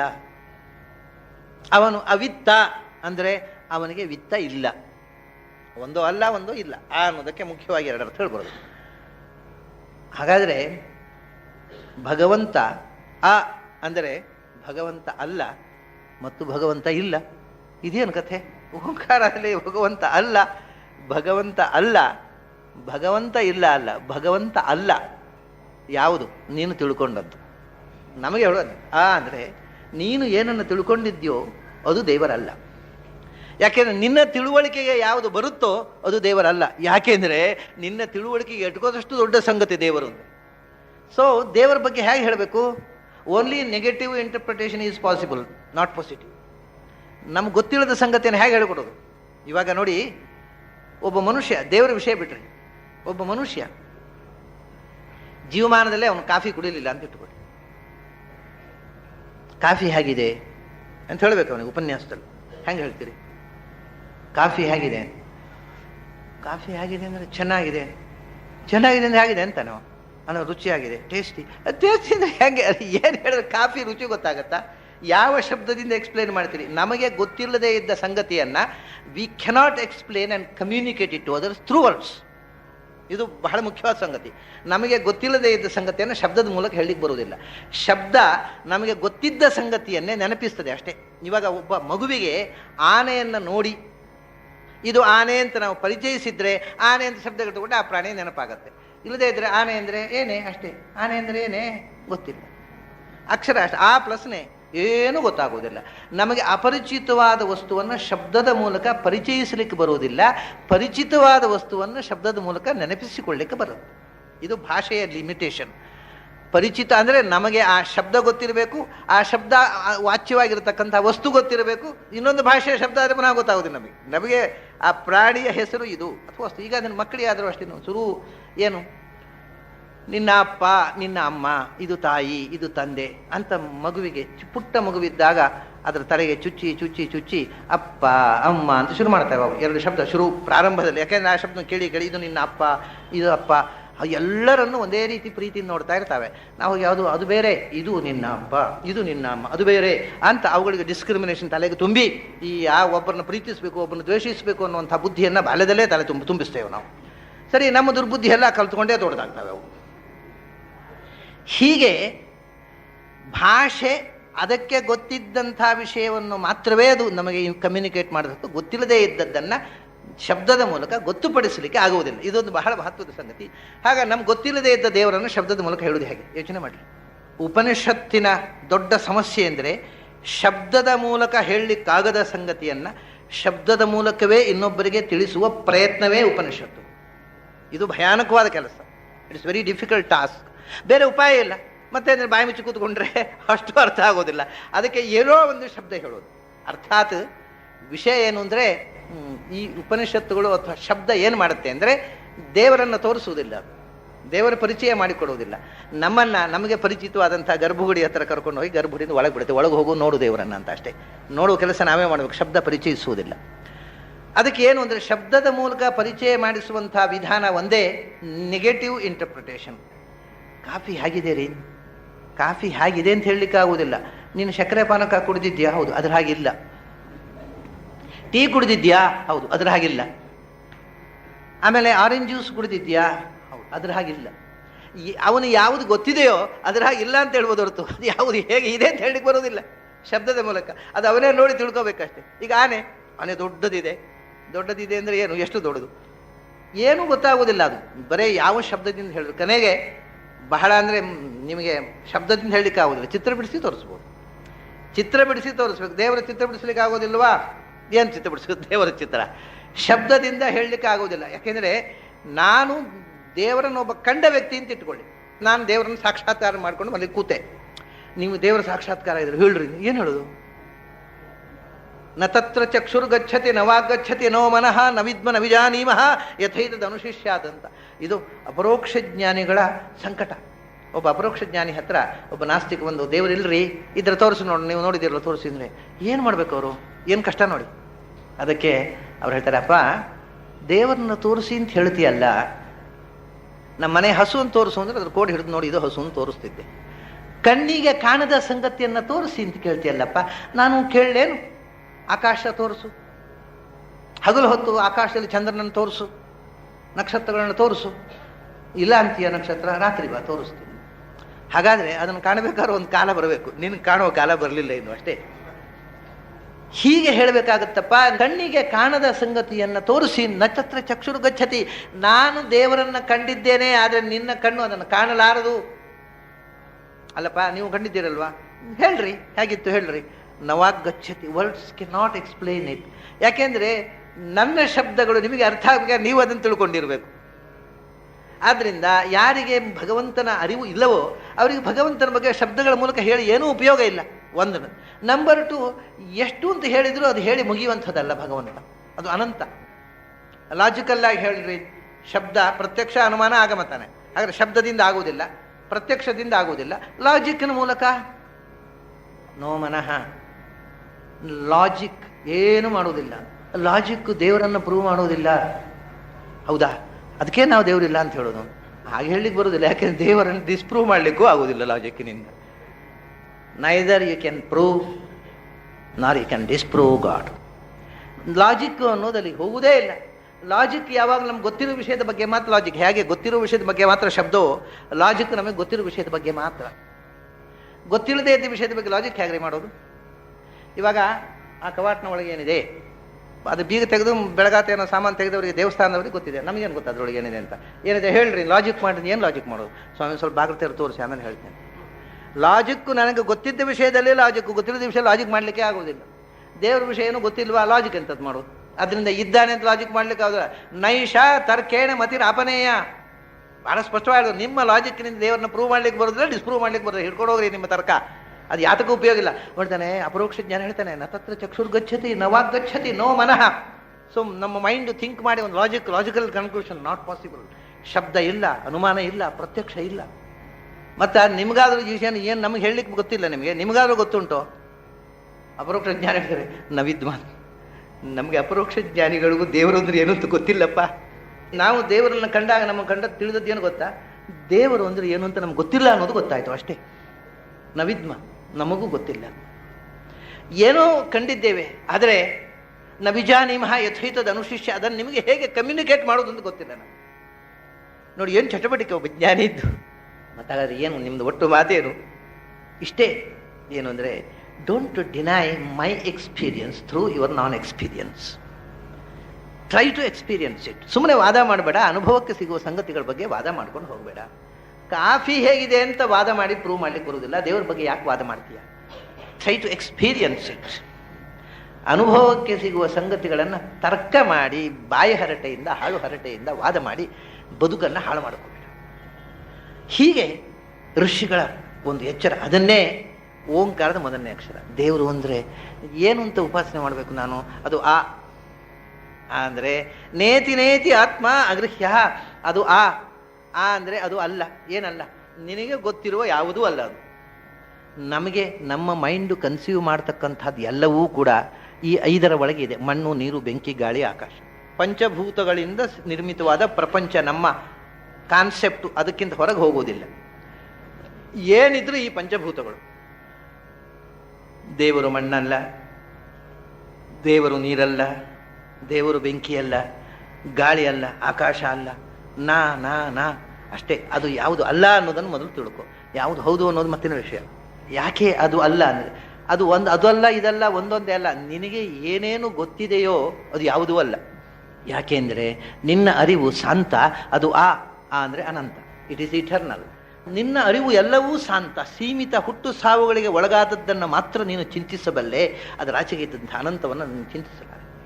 ಇನ್ನೊಂದು, ಯಾಕೆ ನಿನಗೆ ಗೊತ್ತಿರುವಂಥದ್ದು ಅಲ್ಲ ಅಂದರೆ, ನಿನಗೆ ಯಾವುದು ಗೊತ್ತಿದೆಯೋ ಅದರಲ್ಲಿ ಎಲ್ಲದರಲ್ಲಿಯೂ ಡಿಫೆಕ್ಟ್ ಇದೆ, ದೋಷಗಳಿವೆ.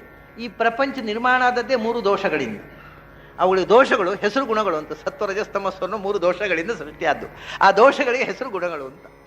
ಈ 3 ದೋಷಗಳಿಂದ ಇಡೀ ಪ್ರಪಂಚ. ಕ್ರಿಯೇಷನ್ ಥ್ರೂ ರಜಸ್, ಮೇಂಟೆನೆನ್ಸ್ ಥ್ರೂ ಸತ್ವ, ಡಿಸ್ಟ್ರಕ್ಷನ್ ಥ್ರೂ ತಮಸ್. ಸೃಷ್ಟಿ ಸ್ಥಿತಿ ಸಂಹಾರಗಳ ಇಡೀ ಲೀಲೆ ಈ 3 ಗುಣಗಳ, 3 ಎನರ್ಜಿಗಳ ಮೂಲಕ ಆಗ್ತಾ ಇದೆ. ಆದ್ದರಿಂದ ನಿನಗೆ ಏನು ಗೊತ್ತಿದೆ ಅದು ತ್ರಿಗುಣಾತ್ಮಕವಾದ ಪ್ರಪಂಚ. ಯಾವುದು ತ್ರಿಗುಣಾತೀತವೋ ಅದನ್ನು ನಿನ್ನ ಮನಸ್ಸು ಗ್ರಹಿಸುವುದೇ ಸಾಧ್ಯ ಇಲ್ಲ. ನಿನ್ನ ಮನಸ್ಸು ತ್ರಿಗುಣಬದ್ಧ. 3 ಗುಣಗಳ ಒಳಗೆಯೇ ನಮ್ಮ ಥಿಂಕಿಂಗ್ ಪ್ರೋಸೆಸ್ ಎಲ್ಲ. 3 ಗುಣಗಳಿರುವುದರಿಂದಲೇ ನಮ್ಮಲ್ಲಿ ಈ ದೋಷಗಳು. ಎಲ್ಲ ದೋಷಗಳಿಗೆ ಕಾರಣ ಈ ಗುಣಗಳು, ಸತ್ವರಜಸ್ತಮೋ ಗುಣಗಳು. ನಮ್ಮ ಎಲ್ಲ ದೌರ್ಬಲ್ಯಗಳಿಗೆ ಅವನಲ್ಲಿ ಆ ಮೂಲಭೂತವಾದ ತ್ರಿಗುಣಗಳು ಇಲ್ಲ. ಆದ್ದರಿಂದ ಅವನಲ್ಲಿ ಏನೂ ದೋಷಗಳು ಇಲ್ಲ. ನಿನಗೆ ಯಾಕೆ ತಿಳಿಯೋಲ್ಲ ಅವನಂದರೆ ಅವನಲ್ಲಿ ಇಲ್ಲ, ಏನಿಲ್ಲ, ಯಾವ ದೋಷಗಳೂ ಇಲ್ಲ. ಇಷ್ಟು ಗೊತ್ತಾಯ್ತು. ಈಗ ನಮಗೆ ಗೊತ್ತಿರುವಂಥದ್ದಲ್ಲೆಲ್ಲ ದೋಷಗಳಿದೆ, ಅದು ನಿರ್ದುಷ್ಟವಾದ ವಸ್ತು. ನಮಗೆ ಗೊತ್ತಿರುವಂಥದ್ದೆಲ್ಲ ಸೀಮಿತ, ಅದು ಅನಂತವಾದ ವಸ್ತು. ಆದ್ದರಿಂದ ನಮಗೆ ಗೊತ್ತಿರುವ ಯಾವುದೂ ಅದು ಅಲ್ಲ, ನಮಗೆ ಗೊತ್ತಿಲ್ಲದಂಥ ಯಾವುದೋ ಒಂದು ಸಂಗತಿ. ಇಷ್ಟು ವಿಷಯ ಗೊತ್ತಾಯ್ತು. ನೋಡಿ ಹೆಂಗೆ ತಿಳಿಸ್ತಾರೆ ಆ ಓಂಕಾರದ ಮೂಲಕ ಅವರು. ಹಾಗಾದರೆ ತಿಳಿಲಿಕ್ಕಾಗುವಂಥದ್ದಲ್ಲ. ಹೌದಪ್ಪ. ಆ ನಂತರ ಆ ನೆಗೆಟಿವನ್ನು ಸ್ವಲ್ಪ ಪಾಸಿಟಿವ್ ತಿರುಗಿಸ್ತಾರೆ ನೋಡಿ. ಯಾಕೆ ನಿನ್ನ ತಿಳಿಲಿಕ್ಕೆ ಸಾಧ್ಯವಲ್ಲ ಅಂತಂದರೆ ಅದು ಊ ಅಂದರೆ ಉನ್ನತ, ಉಪರಿ. ನಿನ್ನ ತಿಳುವಳಿಕೆ, ನಿನ್ನ ಥಿಂಕಿಂಗು, ನಿನ್ನ ಮೆಂಟಲ್ ಇಲಿವೇಶನ್ನು ಅದು ಎಷ್ಟು ಎತ್ತರಕ್ಕೆ ಹೋಗಬಹುದೋ ಅದಕ್ಕಿಂತಲೂ ಮೇಲೆ ಇದೆ. It is beyond your mental reach. ನಿನ್ನ ಮನಸ್ಸು ಏರಬಹುದಾದ ಎತ್ತರಕ್ಕಿಂತಲೂ ಎತ್ತರದಲ್ಲಿದೆ ಅದು. ಇದು ಪಾಸಿಟಿವ್, ಅದ್ರ ನೆಗೆಟಿವ್ ಅಂಶ ಇದೆ. ನಿನ್ನ ಮನಸ್ಸು ಎಷ್ಟು ಎತ್ತರಕ್ಕೆ ಏರಬಹುದೋ ಅದಕ್ಕಿಂತಲೂ ಆಚೆಗೆ ಇದೆ ಅದು. ಅದು ಉಪರಿ, ಅದು ಅದಕ್ಕಿಂತ ಮೇಲೆ ಇದೆ. ನಿನ್ನ ಮನಸ್ಸು ಅಷ್ಟು ಎತ್ತರಕ್ಕೆ ಹೋಗಲಾರದು. ನಿನ್ನ ಮನಸ್ಸು ಏರಲಾರದಷ್ಟು ಎತ್ತರದಲ್ಲಿದೆ ಅದು. ಯಾಕೆಂದರೆ ಅದು ಅಂದರೆ ಯಾವ ದೋಷಗಳು ಇಲ್ಲ. ಒಂದು ದುಷ್ಟವಾದ ಯಾವ ಪ್ರಪಂಚದ ಯಾವ ವಸ್ತುವಲ್ಲ ಅದು. ಅಷ್ಟೇ ಅಲ್ಲ, ಎಲ್ಲ ದೋಷಗಳಿಗೆ ವಿರುದ್ಧವಾದದ್ದು ಈಗ ಅಸುರ ಅಂತೇವೆ. ಅಸುರ ಅಂದರೆ ಸುರರು ಅಲ್ಲ ಅಂತ ಅರ್ಥ ಅಲ್ಲ. ಸುರರು ಅಲ್ಲದವರು ಅಸುರರಲ್ಲ. ಹಾಗಿದ್ರೆ ಮನುಷ್ಯರೆಲ್ಲ ಅಸುರರಾಗಬೇಕಾದಿತ್ತು. ಸುರರ ವಿರೋಧಿಗಳು ಅಸುರರು. ಅಲ್ಲಿ ಅನ್ನೋದು ವಿರೋಧವಾಚಕ. ಹಾಗಾದ್ರೆ ಅನ್ನೋದಕ್ಕೆ ಒಂದು ಅಲ್ಲ, ಒಂದು ಇಲ್ಲ, ಒಂದು ವಿರೋಧಿ ಅಂತ 3 ಅರ್ಥ ಆಯ್ತು. ಈಗ ಅದು ದೋಷ ಇಲ್ಲ ಅಂತ ಗೊತ್ತಾಯ್ತು. ದೋಷ ಇಲ್ಲ ಯಾಕೆಂದರೆ ಅದು ದೋಷ ವಿರುದ್ಧವಾದ ಪೂರ್ಣ ಇದೆ ಅಲ್ಲಿ, ಅಂದರೆ ಗುಣಪೂರ್ಣ. ಹಾಗಾದರೆ ನಾರಾಯಣಂ ಗುಣೇ ಸರ್ವೇ ರುದೀರ್ಣಂ ದೋಷವರ್ಜಿತಂ, ಅದು ಸರ್ವಗುಣಪೂರ್ಣ, ಸರ್ವದೋಷವರ್ಜಿತ. ಆದ್ದರಿಂದ ಅದು ಸರ್ವದೋಷವರ್ಜಿತವಾದ ಒಂದು ವಸ್ತುವೇ ನಿನಗೆ ಪರಿಚಿತ ಅಲ್ಲ. ಸರ್ವಗುಣಪೂರ್ಣ ಅನ್ನೋ ಒಂದು ವಸ್ತು ಕಾನ್ಸೆಪ್ಟೇ ಅಪರಿಚಿತ. ನಾವು ಯಾವುದ್ಯಾವುದು ನಾವು ಪರಿಚಯ ಇದೆ ಅದರಲ್ಲಿ ಡಿಫೆಕ್ಟ್ಸ್ ಇದೆ. ಅದು ದೋಷಪೂರ್ಣ, ಅದು ಗುಣಪೂರ್ಣ ಅಲ್ಲ. ಏನೋ ಸ್ವಲ್ಪದ ಗುಣಗಳಿರ್ತವೆ, ಒಂದು 4 ಗುಣಗಳಿರ್ತವೆ, ಒಂದು 40 ದೋಷಗಳಿರ್ತವೆ. ಇದು ಯಾವ ದೋಷವೂ ಇಲ್ಲದ ಪೂರ್ಣ ಗುಣವಾಗಿರತಕ್ಕಂಥ ಗುಣಪೂರ್ಣವಾದಂಥ ವಸ್ತು. ಇದನ್ನು ಕನ್ಸೀವ್ ಮಾಡೋದು ಎಷ್ಟು ಕಷ್ಟ ಅಂತಂದರೆ ಈ ದೇಶದ ಮಹಾ ವಿದ್ವಾಂಸರಿಗೆ ಗೊಂದಲವಾದ ಸಂಗತಿ ಇದು. ದೇವರು ಗುಣಪೂರ್ಣ ಅಂತ ಅನ್ನೋದನ್ನು ಜೀರ್ಣಿಸ್ಕೊಳ್ಳಿಕ್ಕೆ ಬಹಳ ಜನರಿಗೆ ಆಗಲಿಲ್ಲ. ನೈಯಾಯಿಕರು ಏನು ಹೇಳ್ತಾರೆ ಗೊತ್ತಾ? ಬಹಳ ವಿಚಿತ್ರವಾದ ವಾದ ಮಾಡ್ತಾರೆ ಅವರು. ದೇವರು ಗುಣಪೂರ್ಣ ಅಂದರೆ ಸುಖ ಒಪ್ಪಬೇಕಲ್ಲ. ದೇವರಲ್ಲಿ ಎಲ್ಲ ಗುಣಗಳಿದೆ, ಸುಖ. ದೇವರಿಗೆ ಸುಖ ಇಲ್ಲ. ಯಾಕಂದ್ರೆ ಮತ್ತೆ ನಮ್ಮಂತಹ ಭಕ್ತರಿದ್ರೆ ಅವನಿಗೆ ಎಲ್ಲಿ ಸುಖ ಇರುತ್ತೆ? ದೇವರಿಗೆ ಸುಖ ಇಲ್ಲ ಅಂತಾರೆ. ಯಾಕೆಂದರೆ ಸುಖ ಇದ್ರೆ ದುಃಖ ಇರಬೇಕಲ್ಲ. ನಮ್ಮ ಲೋಕದಲ್ಲಿ ನೋಡಿದ್ದೇವೆ, ಬರೀ ಸುಖ ಅಂತ ಒಂದಿಲ್ಲ. ಸುಖ ಇದ್ದ ಮೇಲೆ ದುಃಖ ಇರಬೇಕು. ದೇವರಲ್ಲಿ ದುಃಖ ಇದ್ದರೆ ಮತ್ತೆ ದುಃಖ ನಿವೃತ್ತಿಗೋಸ್ಕರ ಅವನಿಗೆ ನಾವು ಮೊರೆ ಹಾಕಿ ಅನ್ಬೇಕು, ಅವನಿಗೆ ದುಃಖ ಇರುತ್ತೆ. ಆದರೆ ದೇವರಲ್ಲಿ ದುಃಖ ಇಲ್ಲ ಅನ್ನೋದು ಗ್ಯಾರಂಟಿ ಅಲ್ವಾ? ಆದ್ದರಿಂದ ಸುಖ ಇಲ್ಲ. This is logic. ಅದಕ್ಕೆ ಲಾಜಿಕ್ ಮಾಡಿಬಿಟ್ರು ದೇವರ ವಿಷಯದಲ್ಲಿ ಅಂತ. ದೇವರಲ್ಲಿ ದುಃಖ ಇಲ್ಲ, ಅದರಿಂದ ಸುಖವೂ ಇಲ್ಲ ಅಂತ ಅಂದ್ಬಿಟ್ರು. ಇದು ಈ ದೇಶದ ದೊಡ್ಡ ಲಾಜಿಷಿಯನ್ಸು. ತರ್ಕಶಾಸ್ತ್ರ, ನ್ಯಾಯಶಾಸ್ತ್ರ ಅನ್ನೋದು ಬಹಳ ಪ್ರಚಂಡವಾದಂಥ ಒಂದು ಪರಂಪರೆ. ಅದರ ವಿದ್ವಾಂಸರೆಲ್ಲ ಹೇಳಿದ್ರು ದೇವರಿಗೆ ಸುಖ ಇಲ್ಲ. ಕಣಾದ, ಗೌತಮ ಮುಂತಾದವರು ಹೇಳಿದ ಮಾತಿದೆ, ದೇವರಿಗೆ ಸುಖ ಇಲ್ಲ. ಎಷ್ಟು ದಡ್ಡತನ ಆಗುತ್ತೆ ಗೊತ್ತಾ? ಹಾಗಾದ್ರೆ ಒಂದು ಪ್ರಶ್ನೆ ಕೇಳ್ಬೋದು ನಾವು, ದೇವರಿಗೆ ಜ್ಞಾನ ಉಂಟು? ದೇವರು ಎಸ್ ಸರ್ವಜ್ಞ ಸರ್ವಿತು ಯಸ್ಯ ಜ್ಞಾನಮಯಂ ತಪಃ. ಜ್ಞಾನ ಇದ್ದಲ್ಲೆಲ್ಲ ಅಜ್ಞಾನ ಇರ್ತದಲ್ವ? ದೇವರಲ್ಲಿ ಜ್ಞಾನ ಇದ್ರೆ ಅಜ್ಞಾನ, ಸುಖ ಇದ್ರೆ ದುಃಖ ಇರಬೇಕು, ಜ್ಞಾನ ಇದ್ರೆ ಅಜ್ಞಾನ ಇರಬೇಕು. ದುಃಖ ಇಲ್ಲ, ಅದನ್ನು ಸುಖ ಇಲ್ಲ. ಅಜ್ಞಾನ ಇಲ್ಲ, ಅದನ್ನು ಜ್ಞಾನವೂ ಇಲ್ಲ. ಈ ದೇವರನ್ನು ಕಟ್ಕೊಂಡು ನಾವೇನು ಮಾಡಬೇಕು?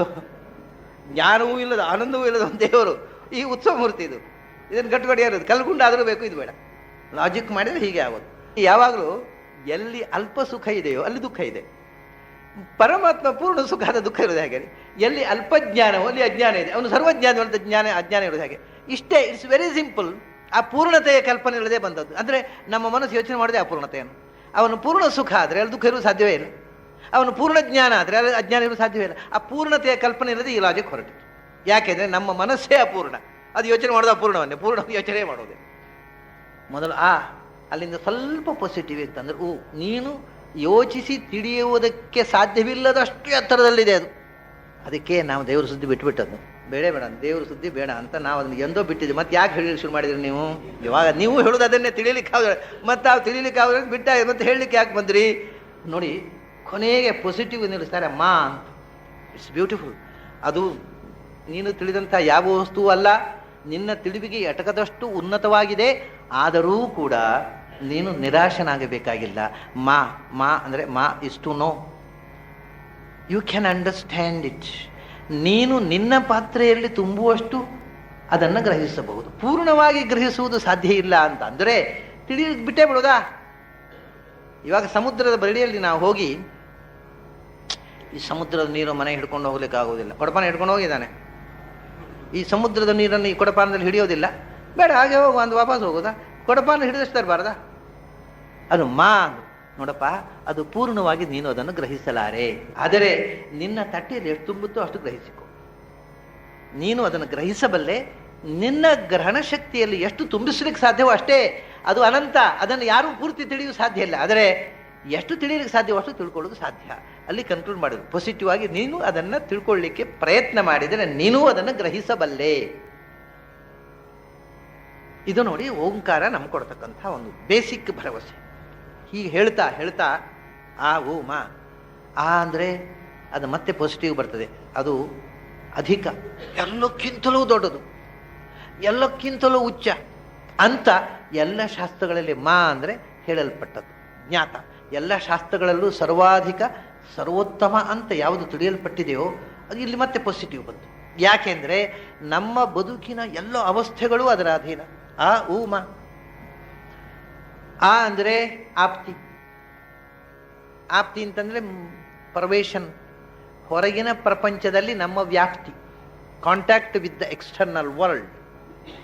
ಇದು ಅಂದರೆ ಆಪ್ತಿ. ಅಬ್ರಿವೇಷನ್ ಇವೆಲ್ಲ ಇಂಗ್ಲೀಷ್ನಲ್ಲಿಗಿಂತ ಹೆಚ್ಚು ಸಂಸ್ಕೃತದಲ್ಲಿ ವೇದಕಾಲದಲ್ಲಿ ಅಬ್ರಿವೇಷನ್ನಿಂದಲೇ ಭಾಷೆ ಬೆಳೆಸಿದ್ರು ಅವರು. ಇಂಗ್ಲೀಷ್ನಲ್ಲಿ ಅಬ್ರಿವೇಷನ್ ಏನೂ ಅಲ್ಲ, ಸಂಸ್ಕೃತ ಅಬ್ರಿವೇಷನ್. ಓಂಕಾರವೇ ಅಬ್ರಿವೇಷನ್, ಸಮಸ್ತ ವೇದದ ಅಬ್ರಿವೇಷನ್ ಅದು. ಅನ್ನೋದು ಇಡೀ ಋಗ್ವೇದದ ಅಬ್ರಿವೇಷನ್, ಅದು ಅನ್ನೋದು ಯಜುರ್ವೇದ ಅಬ್ರಿವೇಷನ್. ಇಡೀ ಅಬ್ರಿವೇಷನ್ ಎಲ್ಲ ಅದ್ಭುತಗಳನ್ನು ಸಂಸ್ಕೃತದಲ್ಲಿ ಬಳಸಿಕೊಂಡಿದ್ರು ವೇದಕಾಲದ ಋಷಿಗಳು. ಅಂದರೆ ಅದು ಅನಂತ, ಅಂದರೆ ಅದು ಆನಂದ ಸ್ವರೂಪ. ಅಕಾರದಿಂದ ಪ್ರಾರಂಭ ಹೋಗೋ ಎಲ್ಲ ಕ್ವಾಲಿಟಿ ನೀವು ಒದಗಿಸ್ಬೋದು. ಅಷ್ಟೇ ಅಲ್ಲ, ನಮ್ಮ ಎಲ್ಲ ಚಿಂತನೆಗಳು ಕಾಲಬದ್ಧ. ನಮಗೆ ಟೆನ್ಸ್ ಇಲ್ಲದೆ ಮಾತಾಡ್ಲಿಕ್ಕೆ ಬರೋದಿಲ್ಲ. ನಾನು ಹೋಗಿದ್ದೆ, ನಾನು ಇದ್ದೇನೆ, ಅಥವಾ ನಾಳೆ ಹೋಗ್ತೇನೆ. ಕಾಲ ಬಿಟ್ಟು ಮಾತಾಡೋದು ಹೇಗೆ? ನಮ್ಮ ಎಲ್ಲ ವ್ಯವಹಾರಗಳು ಕೂಡ 3 ಕಾಲಗಳಲ್ಲಿ ಬದ್ಧವಾಗಿದ್ದಾವೆ. ತ್ರಿಧಾ ಬದ್ಧೋ ವೃಷಭೋ ರೋರವೀತಿ, 3 ಕಡೆ ಕಟ್ ಹಾಕಿ ಈ ಶಬ್ದ ಪ್ರಪಂಚ ನಮ್ಮನ್ನು ಮಾತಾಡಿಸ.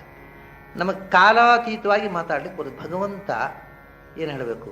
ಭಗವಂತ ಇದ್ದ ಅಂತ ಹೇಳಬೇಕು, ಇದ್ದಾನೆ ಅಂತ ಹೇಳಬೇಕು, ಇರ್ತಾನೆ ಅಂತ ಹೇಳಬೇಕು, ಏನು ಹೇಳಬೇಕು? ಅದಕ್ಕೆ ಅವನು ಅತೀತ ಕಾಲವೂ ಅವನೇ. ಅಂದರೆ ಈಗ ಉತ್ಪನ್ನ ಕಾಲವೂ ಅವನೇ. ಅಂದರೆ ಮುಂದೆ ನಿರ್ಮೇಯವಾದ ಕಾಲವು. 3 ಕಾಲದಲ್ಲೂ ಯಾರಿದ್ದಾನೋ ಅವನು ಕಾಲಾತೀತ ಅದ. ಪಾಸ್ಟ್ ಟೆನ್ಸು ಅವನಿಗೆ ಸಂಬಂಧಪಟ್ಟದ್ದು. ಈಗ ಉತ್ಪನ್ನವಾದ ಕ್ಷಣ ಅವನಿಗೆ ಸಂಬಂಧಪಟ್ಟದ್ದು. ಅಂದರೆ ನಿರ್ಮೇಯ, ಮೇಯ ಮುಂದೆ ನಿರ್ಮಾಣವಾಗುವ ಕ್ಷಣ. ಅಂದರೆ ಭೂತ, ವರ್ತಮಾನ, ಭವಿಷ್ಯತ್ತು 3 ಕಾಲಗಳನ್ನು ಮೀರಿ ನಿಂತ ಒಂದು ಸತ್ಯ ಯಾವುದಿದೆ ಅದನ್ನು ದೇವರು ಓಂ. ಅಷ್ಟೇ ಅಲ್ಲ, ನಮ್ಮ ಬದುಕು ಅಂದರೆ 3 ಅವಸ್ಥೆಗಳು: ಎಚ್ಚರ, ಕನಸು, ನಿದ್ರೆ. ಎಚ್ಚರ, ಕನಸು, ನಿದ್ರೆ ಸಾಮಾನ್ಯ ಇಷ್ಟೇ. ಹುಟ್ಟಿದ ಮೇಲೆ ಸಾಯೋ ತನಕ ಮಾಮೂಲಾಗಿರೋದು 3 ಅವಸ್ಥೆಗಳು. ಇನ್ನು ಅನ್ಕಾನ್ಷಿಯಸ್ ಆಗೋದು ಎಟ್ಸೆಟ್ರಾ ಅವೆಲ್ಲ ಎಕ್ಸ್ಟ್ರಾರ್ಡಿನರಿ ಕೇಸುಗಳು. ಸಹಜವಾಗಿ ಬಿದ್ದ, ಅವನು ಪ್ರಜ್ಞೆ ತಪ್ಪಿತು, ಅಥವಾ ಡಾಕ್ಟರ್ ಎನೆಸ್ಥೀಸಿಯಾ ಕೊಟ್ಟರು, ಅದೊಂದು ಅವಸ್ಥೆ ಅಲ್ಲ, ಅದು ದುರವಸ್ಥೆ. ಅವಸ್ಥೆಗಳು 3. ಅವಸ್ಥೆಗಳು 3: ಎಚ್ಚರ, ಕನಸು, ನಿದ್ರೆ. ಒಂದೋ ಎಚ್ಚರವಾಗಿರ್ತೇವೆ, ಇಲ್ಲ ಒಳ್ಳೆ ನಿದ್ರೆ ಬಂದಿರುತ್ತೆ, ಇಲ್ಲ ಕನಸು ಕಾಣ್ತಾ ಇರ್ತೇವೆ. ಈ 3 ಸ್ಥಿತಿಯಲ್ಲಿ ನಮ್ಮ ಬದುಕು ಭಗವಂತನ ಅಧೀನವಾಗಿದೆ. ಅಂದರೆ ನಮ್ಮ ಸಮಸ್ತ ಕ್ಷಣವು, ನಮ್ಮ ಜೀವನದ ಸಮಸ್ತ ವ್ಯಾಪಾರವು ಭಗವಂತನ ಅಧೀನವಾಗಿದೆ. ಅದನ್ನು ಬಿಟ್ಟು ನಮಗೆ ಅಸ್ತಿತ್ವ ಇಲ್ಲ ಅನ್ನೋ ಚಿಂತನೆಯೇ ಓಂಕಾರ. ಅದು ಮೊದಲು ಓಂಕಾರದಲ್ಲಿ ಅಂತ ಹೇಳಿದನು. ಆಪ್ತಿ ಅಂದರೆ ವ್ಯಾಪ್ತಿ. ನಾವು ನಮ್ಮನ್ನು ಹೊರಗಿನ ಪ್ರಪಂಚದ ಜೊತೆಗೆ ಹಬ್ಬಿಸಿಕೊಳ್ಳುವುದು, ಕಾಂಟ್ಯಾಕ್ಟು. ಯಾವುದಿದು? ಎಚ್ಚರದಲ್ಲಿ ಮಾತ್ರ. ನಿದ್ರೆಯಲ್ಲಿ ನಮಗೆ ವ್ಯಾಪ್ತಿ ಇಲ್ಲ, ಕನಸಿನಲ್ಲಿಯೂ ಇಲ್ಲ. ನಮಗೆ ಹೊರಗಿನ ಪ್ರಪಂಚದ ಜೊತೆಗೆ ನಮ್ಮ ಆಪ್ತಿ, ವ್ಯಾಪ್ತಿ. ಬಾಹ್ಯ ಪ್ರಪಂಚದ ಜೊತೆಗೆ ನಮ್ಮ ವ್ಯಾಪ್ತಿ ಉಂಟಲ್ಲ, ವ್ಯವಹಾರಗಳೆಲ್ಲ ಅದು ಎಚ್ಚರದಲ್ಲಿ ಮಾತ್ರ. ಸೊ ಆ ಮೀನ್ಸ್ ವೇಕಿಂಗ್ ಸ್ಟೇಜ್. ಎಚ್ಚರ ಸಹಜವಾಗಿ ಅಂದರೆ ಆಪ್ತಿ, ವ್ಯಾಪ್ತಿ, ಹೊರಗಿನ ಪ್ರಪಂಚತೆಗೆ ನಮ್ಮ ಬಳಕೆ, ಅದು ಅಂದರೆ ಎಚ್ಚರ. ಈ ಎಚ್ಚರದಲ್ಲಿ ನಾವು ನಡೆಸ್ತಕ್ಕಂಥ ವ್ಯಾಪಾರಗಳ ಬಗ್ಗೆ ಕಾನ್ಸಂಟ್ರೇಟ್ ಮಾಡುವಂತಾರೆ ಶಾಸ್ತ್ರಕಾರರು. ನನ್ನ ಕಣ್ಣಿನಿಂದ ನೋಡಿದೆ, ನನ್ನ ಕಿವಿಯಿಂದ ಕೇಳಿದೆ, ನನ್ನ ಬಾಯಿಯಿಂದ ಮಾತನಾಡಿದೆ, ಇವೆಲ್ಲ ಸತ್ಯ ಅಲ್ಲ. ಎಚ್ಚರದಲ್ಲಿ ನೀನು ನೀನಾಗಿ ನಿನ್ನ ಅಧೀನವಾಗಿ ನೀನು ಕೆಲಸ ಮಾಡಿಲ್ಲ. ಯಾಕೆಂದರೆ ಇದನ್ನು ಸ್ವಲ್ಪ ಯೋಚನೆ ಮಾಡು. ಕೇನೇಷಿತಂ ಪತತಿ ಪ್ರೇಷಿತಂ ಮನಃ, ಕೇನ ಪ್ರಾಣ ಪ್ರಥಮ ಪ್ರೈತಿಯುಕ್ತಃ, ಕೇನೇಷಿತಾಂ ವಾಚಮಿಮಾಂ ವದಂತಿ, ಚಕ್ಷುಶ್ರೋತ್ರಂ ಕವು ದೇವೋ ಯುನಕ್ತಿ. ಇದು ಅಕಾರದ ಅರ್ಥವನ್ನು ಹೇಳ್ತಕ್ಕಂಥ ಮಂತ್ರ. ನನ್ನ ಕಣ್ಣಿನಿಂದ ನಾನು ನೋಡಿದೆ, ದೇವರೇನು ಮಾಡಿದ? ಸುಳ್ಳು. ಇವಾಗ ನೋಡಬೇಕಾಗಿದ್ದರೆ 3 ಸಂಗತಿಗಳು ಬೇಕು. ಒಂದು, ಎದುರಿನಲ್ಲಿ ಒಂದು ವಸ್ತು ಇರಬೇಕು, ರೂಪ. ರೂಪ ಇದ್ದರೆ ಸಾಲದು, ಅದು ರೂಪವನ್ನು ನೋಡ್ಲಿಕ್ಕೆ ಒಂದು ಕಣ್ಣಿರಬೇಕು. ರೂಪ ಮತ್ತು ಕಣ್ಣಿದ್ರೆ ಸಾಲದು, ಅದನ್ನು ತೋರಿಸ್ಲಿಕ್ಕೆ ಒಂದು ಬೆಳಕಿರಬೇಕು. There must be a light. ಸೂರ್ಯ ಬೆಳಕು ನೀಡಿದ, ಹಗಲಾಯಿತು. ರಾತ್ರಿ ಹೊತ್ತು ಏನಿದ್ರು ಕಾಣೋದಿಲ್ಲ ನಮಗೆ, ನಾವು ಲೈಟ್ ಹಾಕೊಂಡು ಕಾಣಬೇಕು. ಇದ್ರೆ ಏನಿಲ್ಲ, ರಾತ್ರಿ ಹೊತ್ತು ಕಾಣೋದಿಲ್ಲ. ಆದರೆ ಬೆಳಗಾತ ಸೂರ್ಯ ಮುಗಿಲ ಕಣ್ಣು ತೆರೆದಾಗ ನಮ್ಮ ಕಣ್ಣು ತೆರೆಯಿತು. ಕನ್ನಡದಲ್ಲಿ ಬಹಳ ಸುಂದರವಾದ ಶಬ್ದ, ಸೂರ್ಯನಿಗೆ ಮುಗಿಲ ಕಣ್ಣು ಅಂತ ಹೇಳ್ತಾರೆ. It's A beautiful word. ಮುಗಿಲ ಕಣ್ಣು ತೆರೆದಾಗ ನಮ್ಮ ಕಣ್ಣು ತೆರೆಯಿತು. ಆಗ ಒಂದು ಎದುರು ವಸ್ತು ಕಂಡಿತು. ಇದರಲ್ಲಿ ಯಾವುದು ನಮ್ಮ ಕಾಂಟ್ರಿಬ್ಯೂಷನ್ ಹೇಳಿ? ನಮಗೆ ಒಂದು ವಸ್ತು ಕಾಣಬೇಕಾಗಿದ್ದರೆ ನಮ್ಮ ಕಣ್ಣೆದುರು ಒಂದು ವಸ್ತು ಇರಬೇಕು, ರೂಪ ಇರಬೇಕು. ಆ ರೂಪವನ್ನು ನೋಡಲಿಕ್ಕೆ ನನಗೊಂದು ಕಣ್ಣು ಇರಬೇಕು. ಈ ಕಣ್ಣು ರೂಪ ಒಂದಕ್ಕೊಂದು ಕಾಂಟ್ಯಾಕ್ಟ್ ಆಗಬೇಕಾದ್ರೆ ಒಂದು ಬೆಳಕು ಇರಬೇಕು ನನಗೆ. ಇದರಲ್ಲಿ ನನ್ನದು ಯಾವುದು?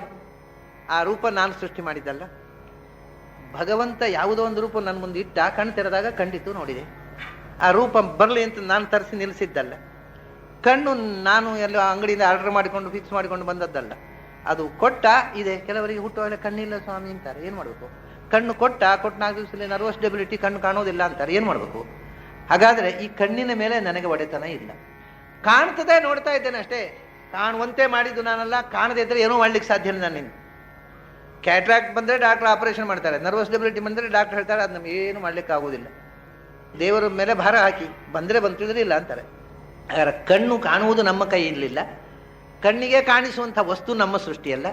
ಇದು ನಮ್ಮ ಪಾತ್ರೆ ಅಂತದ್ದು. ನಮ್ಮ ಕಣ್ಣು ಕೊಟ್ಟ, ಇದನ್ನ ರೂಪ ಇಟ್ಟ, ಕಂಡೆವು. What is our contribution? ನಮಗೆ ಇದರಲ್ಲಿ ಸ್ವಂತಿಕೆ ಏನಿದೆ? ಅದರಿಂದ ಎಚ್ಚರ ಶಬ್ದ. ಕಿವಿ ಕೊಟ್ಟ, ಕಿವಿಗೆ ಕೇಳುವ ಶಕ್ತಿ ಕೊಟ್ಟ, ಹೊರಗಿನಿಂದ ನಾದ ಇಟ್ಟ, ಅದು 8 ದಿಕ್ಕಿನಿಂದ ಹರಿದು ನನ್ನ ಕಿವಿಗೆ ಬಿತ್ತು ಅಷ್ಟೇ. ಕೇಳಬೇಕು ಅಂತ ಬಯಸಿದ್ದು ಕೇಳಲಿಕ್ಕೆ ಆಗೋದಿಲ್ಲ, ಕಾಣಬೇಕು ಅಂತ ಬಯಸಿದ್ದು ಕಾಣಲಿಕ್ಕೆ ಆಗೋದಿಲ್ಲ, ಮಾಡಬೇಕು ಅಂತ ಬಯಸಿದ್ದು ಮಾಡಲಿಕ್ಕೆ ಆಗೋದಿಲ್ಲ. ಅದರಿಂದ ನಮ್ಮ ಸ್ವಂತಿಕೆಯಿಂದ ಏನೂ ಆಗ್ತಾ ಇಲ್ಲ. ಎಚ್ಚರದಲ್ಲಿ ನಾನು ನನ್ನ ಸ್ವಂತ ಶಕ್ತಿಯಿಂದ ಮಾಡ್ತಾ ಇಲ್ಲ. ನನ್ನನ್ನು ಈ ಎಚ್ಚರದಲ್ಲಿ ನಿಯಂತ್ರಿಸುವ ಶಕ್ತಿ ಯಾವುದೋ ಅದು ಅದೇ. ಅದನ್ನೇ ವೈಶ್ವಾನರ ಅಂತ ಹೇಳ್ತಾರೆ ಉಪನಿಷತ್ತರ. ವೈಶ್ವಾನರ ಪ್ರಥಮ ಪಾದ. ಅದನ್ನು ನಿಯಂತ್ರಿಸ್ತಕ್ಕಂಥ ಭಗವಂತನ ರೂಪ ಇರುವುದು ಬಲಗಣ್ಣಿಗೆ ಒತ್ತಿ ನಮ್ಮ ಭ್ರೂಮ್ ಆಜ್ಞಾಚಕ್ರದಲ್ಲಿ. ಇದು ಎಚ್ಚರದ ಸ್ವಿಚ್ ಇರುವುದು ಇಲ್ಲಿ. ಆದ್ದರಿಂದಲೇ ನಿದ್ರೆ ಬಂದಾಗ ಸ್ವಿಚ್ ಮುಚ್ಚಿಕೊಳ್ಳೋದು ಇದು. ಕಿವಿ ಮುಚ್ಚಿಕೊಳ್ಳೋದು, ಮೂಗು ಮುಚ್ಚಿಕೊಳ್ಳೋದು ಎಲ್ಲ ಇಲ್ಲ, ಕಣ್ಣು ಮುಚ್ಚಿಕೊಳ್ಳೋದು. ಯಾಕಂದರೆ ಸ್ವಿಚ್ ಆಫ್ ಆಯಿತು. ಎಚ್ಚರ ಆದಾಗ ಇಲ್ಲೇ ಇರೋದು, ಅದು ಕಣ್ಣಿನ ಹತ್ತಿರ, ಅದು ಸ್ವಿಚ್ಚು, ಕಣ್ಣು ತೆರೀತದೆ ಅಷ್ಟೇ. ಎಚ್ಚರ ಕಣ್ಣು ತೆರೆದಾಗ ಎಚ್ಚರ, ಅಲ್ಲಿ ಸ್ವಿಚ್ ಆನ್ ಆಯಿತು. ಸ್ವಿಚ್ ಆಫ್ ಆದಾಗ ಕಣ್ಣು ಮುಚ್ಚಿಕೊಳ್ಳುತ್ತೆ ಆಟೋಮ್ಯಾಟಿಕಲಿ. ಇಲ್ಲಿ ಎಚ್ಚರದ ಸೆಂಟರ್ ಇದೆ, ಅಲ್ಲಿ ಅಕಾರವಾಚ್ಯನಾದ ಭಗವಂತ ನಮ್ಮ ಎಚ್ಚರದ ಕೆಲಸಗಳನ್ನು ಮಾಡಿಸ್ತಾ ಇದ್ದಾನೆ ಅಷ್ಟೇ. ನಮ್ಮ ಸ್ವಾತಂತ್ರ್ಯ ಏನೂ ಇಲ್ಲ. ಹೋಗ್ಕೊಳ್ಳಿ, ನಾನೇ ಮಾಡಿದೆ, ನಾನೇ ನೋಡಿದೆ, ನಾನೇ ಕೇಳಿದೆ ಅಂತ ತಿಳ್ಕೊಂಡಿಯಲ್ಲ ಎಚ್ಚರದಲ್ಲಿ. ಆಯಿತು, ನಿನ್ನ ಎಚ್ಚರದಲ್ಲಿ ನೀನೇ ಮಾಡಿದೆ ಅಲ್ಲ. ಸ್ವಲ್ಪ ಮುಂದೆ ಹೋಗೋಣ. ಈ ಕಮ್ ಟು ಊ, ಅದನ್ನು ಬಿಟ್ಬಿಡು. ಊಗೆ ಬಾ. ಊ ಅಂದರೆ ಉತ್ಕರ್ಷ. ಉತ್ಕರ್ಷಣ ಅಂದರೆ ಒಳಕ್ಕೆ ಕೇಳ್ಕೊಳ್ಳೋದು, ವಿಡ್ರಾವಲ್. ಈ ಎಲ್ಲ ಇಂದ್ರಿಯಗಳನ್ನು ಒಳಕ್ಕೆ ಕೇಳ್ಕೊ. ಒಳಗಿನ ಸಿನಿಮಾ ಶುರುವಾಗಲಿ ಅಂದರೆ ಕನಸು. What A beautiful. ಊ ಅಂದರೆ ಉತ್ಕರ್ಷಣ, ಒಳಗೆ ಕೇಳ್ಕೊಳ್ಳೋದು. ಒಳಗೆ ಕೇಳ್ಕೊಂಡು ಕೂಡಲೇ ಒಳಗಿಂದ ಎಲ್ಲ ಹೊರಗಿನ ಲೈಟ್ ಎಲ್ಲ ಆಫ್ ಆಯಿತು, ಸ್ಕ್ರೀನಿಗೆ ಬಿತ್ತು ಲೈಟು. ಸ್ಕ್ರೀನಲ್ಲಿ ಸಿನಿಮಾ ಶುರುವಾಯಿತು. ಒಳಗಿನ ಸಿನಿಮಾ ನೋಡು, ದಟ್ ಈಸ್ ಡ್ರೀಮ್. ಉತ್ಕರ್ಷ.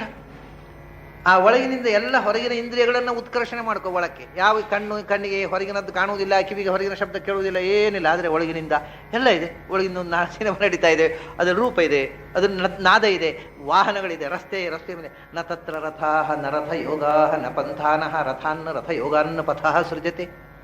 ಒಳಗಿನಿಂದ ರಥ ಅಂದರೆ ವೆಹಿಕಲ್. ಕಾರಿಲ್ಲ, ಗಾಡಿ ಇಲ್ಲ, ಕುದುರೆ ಇಲ್ಲ, ರಸ್ತೆ ಇಲ್ಲ, ಏನಿಲ್ಲ. ಅದನ್ನು ಕಾಣುವಂಥದ್ದು ಇಲ್ಲಿ ಸ್ವಿಚ್ ಆನ್ ಆಯಿತು, ಇಲ್ಲಿ ಇದ್ದದ್ದು ಸ್ವಿಚ್ ಆಫ್ ಆಯಿತು, ಇಲ್ಲಿ ಉಕಾರದ ಸ್ವಿಚ್ ಆನ್ ಆಯಿತು. ಉಕಾರದ ಸೆಂಟ್ರ್ ಕಂಠ ಮೂಲದಲ್ಲಿ ಕಿರ್ನಾಲಿಗೆ ತುದಿಯಲ್ಲಿ ಇರ್ತಕ್ಕಂಥ ಒಂದು ಸೂಜಿ ಮನೆ. ಸೂಜಿ ಮನೆಯಲ್ಲಿ ದೊಡ್ಡ ದೊಡ್ಡ ವಿಮಾನಗಳು, ದೊಡ್ಡ ದೊಡ್ಡ ಬಂಗಲೆಗಳು ಎಲ್ಲ ಕಾಣ್ತವೆ. ಇಲ್ಲಿ ಅದು ನಮ್ಮ ಟಿವಿಯಲ್ಲಿ ಕಾಣೋದಿಲ್ಲ. ದೊಡ್ಡ ದೊಡ್ಡ ಅಮೆರಿಕದ ಸ್ಕೈಪರ್ಸ್ ಎಲ್ಲ ಟಿವಿಯಲ್ಲಿ ಕಾಣುತ್ತೆ. ಹಾಗೆ ಇಲ್ಲಿ ಒಂದು ಸಣ್ಣ ಟಿವಿ, ಅದು ಆ ಟಿವಿಯಲ್ಲಿ ಇಡೀ ಪ್ರಪಂಚವನ್ನು ಕಾಣುತ್ತೆ ನಾವು. ಅದರಲ್ಲಿ ನತತ್ರ ರಥ, ಗಾಡಿ ಇಲ್ಲ, ಕುದುರೆ ಇಲ್ಲ, ರಸ್ತೆ ಇಲ್ಲ. ಆದರೆ ಒಳಗಿಂದ ಅವನು ಉಕಾರವಚ್ಚನಾದಂಥ ತೈಜಸ ಇದ್ದಾನೆ. ಅವನ ಹೆಸರು ತೈಜಸ ಅಂತ. ಅಂದರೆ ಒಳಗಿನ ಸ್ಕ್ರೀನಿಗೆ ತೇಜಸ್ಸನ್ನು ಬಿಡುವ, ಬೆಳಕು ಹಾಯಿಸುವ, ಸಿನಿಮಾದ ಬೆಳಕು ಕೊಡುವ. ಹೊಳಗಿಂದ ಎಲ್ಲ ಕತ್ತಲೆ ಮಾಡಿ ತೇಜಸ್ಸನ್ನು ಒಂದು ಪಾಯಿಂಟೆಡ್ ಆಗಿ ಸ್ಕ್ರೀನ್ ಮೇಲೆ ಬಿಡುವವ. ತೈಜಸ್ಸ ಏನು ಮಾಡಿದ? ಅದರೊಳಗೆ ನಿನಗೆ ರಥವನ್ನು ಸೃಷ್ಟಿ ಮಾಡಿದ, ಕುದುರೆ ಸೃಷ್ಟಿ ಮಾಡಿದ, ರಸ್ತೆ ಸೃಷ್ಟಿ ಆಯಿತು. ರಸ್ತೆಯಲ್ಲಿ ಕುದುರೆ ಟಾಂಗಾದಲ್ಲಿ ಕೂತು ನೀನು ಪ್ರಯಾಣ ಮಾಡಿದಿ. ಇಷ್ಟೆಲ್ಲ ನೀನೇ ನೋಡ್ತಿ ಕನಸಿನಲ್ಲಿ. ನೀನು ಸೃಷ್ಟಿ ಮಾಡಿದೆ ಏನು? ಇದನ್ನು ನನ್ನ ಕಣ್ಣಿನಿಂದ ನೋಡಿದೆ, ನನ್ನ ಕಿವಿಯಿಂದ. ಕನಸು ನೀನು ಬಯಸಿ ಕಂಡದ್ದಲ್ಲ. ಯಾಕೆಂದ್ರೆ ನೀನು ಬಯಸಿದ ಕನಸು ಬೀಳಲಿಲ್ಲ. ನಮಗೆ ಕನಸು, ನಾನು ಬಯಸಿದ್ದು ಕನಸು ಬೀಳ್ಬೇಕು ಅಂದ್ರೆ ಗಂಡಸರು ದಿನೋ ಬರೇ ಅಪ್ಸರ ಸ್ತ್ರೀಯರೇ ಕನಸಲ್ಲಿ ಬರಬೇಕು ಅಂತ ಯೋಚಿಸ್ಕೊಂಡು ಮಲಗುತ್ತಾರೆ. ಆದರೆ ಏನೋ ಭಯಾನಕವಾದ್ರೂ ಪಕೊಂಡು ಕಿರಿಚಿಕೊಂಡು ಹೇಳ್ತಾರೆ. ಅವ್ರಿಗೆ ಬಯಸಿದ್ದು ಬೀಳೋದಿಲ್ಲ. ಏನೇನೋ ಅದು ಶೂರ್ಪಣಕೆಯೋ ತಾಟಕೆಯೋ ಕಾಣಿಸ್ತಾಳೆ. ಅಪ್ಸರ ಸೀರ ಬದಲಿಗೆ ಕಿರಿಚಿಕೊಂಡು ಎದ್ದು ಬಿಡ್ತಾರೆ. ಯಾಕೆಂದರೆ ಎಚ್ಚರದಲ್ಲಿ ನೋಡಿರ್ತಾರೆ, ಅದನ್ನ ಕನಸಲ್ಲಿ ಅಂಥವರೇ ಬರ್ತಾರೆ. ಸಾಮಾನ್ಯವಾಗಿ ಅಂತಹದ್ದೇ ಹೆಚ್ಚು ಎಚ್ಚರದಲ್ಲಿ ಪರಿಚಯ ಆಗಿರೋದ್ರಿಂದ ತೀರ ಪರಿಚಿತವಾದ ಕನಸರಾಗೆ ಕಾಡ್ತಾರೆ. ಇದು ಯಾವುದರಿಂದ? ನೀನು ಬಯಸಿದ್ದಲ್ಲ, ನೀನು ಬೇಕು ಅಂತ ಕಂಡದ್ದಲ್ಲ, ಆದರೆ ಕಾಣುತ್ತೆ. ಯಾರು ಇದನ್ನು ಕಾಣಿಸಿದನೋ? ನೀನು ಸಿನಿಮಾ ನೋಡುವ ಸ್ಪೆಕ್ಟೇಟರು ಕನಸು ಅಂತ.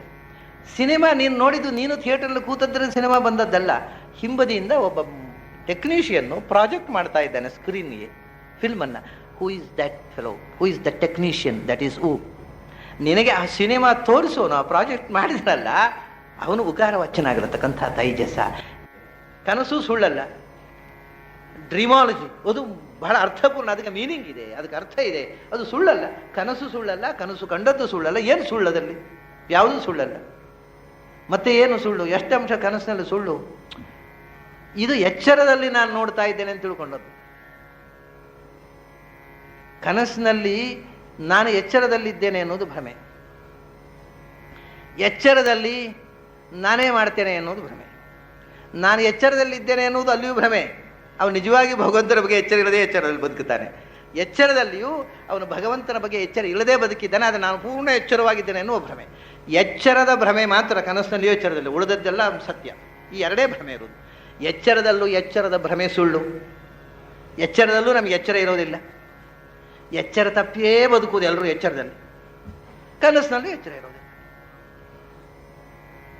ಆಯಿತು, ಕನಸು ಕಂಡಿ ಇನ್ನೂ ಆಚೆಗೆ ಹೋಗು, ಒಂದು ಇನ್ನೂ ಒಳಕ್ಕೆ ಹೋಗು. ಕನಸು ಬೀಳೋದು ಸ್ಟಾಪ್ ಆಯಿತು. ನಿದ್ರೆ ಬಂತು. ನಿದ್ರೆ ಬಂತು, ಅದೇ ಮಾ ಅಂದರೆ ಮಾನ. ಮಾನ ಅಂತ ಅನ್ನೋದಕ್ಕೆ ಸಂಸ್ಕೃತದಲ್ಲಿ ಅಂತರ್ಗತಿ, ಮರ್ಜರ್ ಅಂತ ಅರ್ಥ. ಮಾ is an abbreviation of merger. Beautiful ಇಂಗ್ಲೀಷ್ನ ಅಬ್ರಿವಿಯೇಷನ್ ಆಗ್ಬಿಡುತ್ತೆ.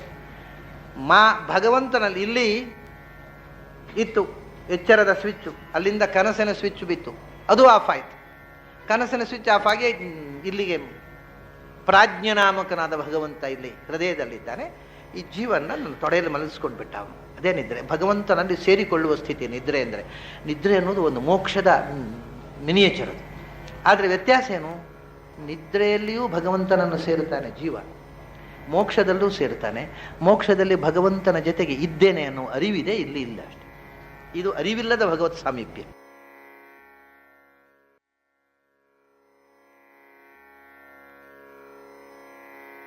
ಸರಿ, ಮರ್ಜರ್ ಭಗವಂತನೊಟ್ಟಿಗೆ ಸೇರ್ಕೊಂಡು ಬಿಟ್ಟ. ಅವರು ನೋಡಪ್ಪ, ನಿದ್ರೆ ಬಗ್ಗೆ ಸ್ವಲ್ಪ ಎಚ್ಚರ ಆಗು. ನಮಗೆ ಎಚ್ಚರದ ಬಗ್ಗೆಯೇ ಎಚ್ಚರ ಇಲ್ಲ ಸ್ವಾಮಿ, ನಿದ್ರೆ ಬಗ್ಗೆ ಏನು ಎಚ್ಚರ ಆಗು? ನಿದ್ರೆಯ ಬಗ್ಗೆ ಸ್ವಲ್ಪ ಎಚ್ಚರ ಆಗು. Think of it. What is deep sleep? ಆ ನಿದ್ರೆ ಅಂದರೆ ಏನು? What is that sound sleep? It is not sleep with sound.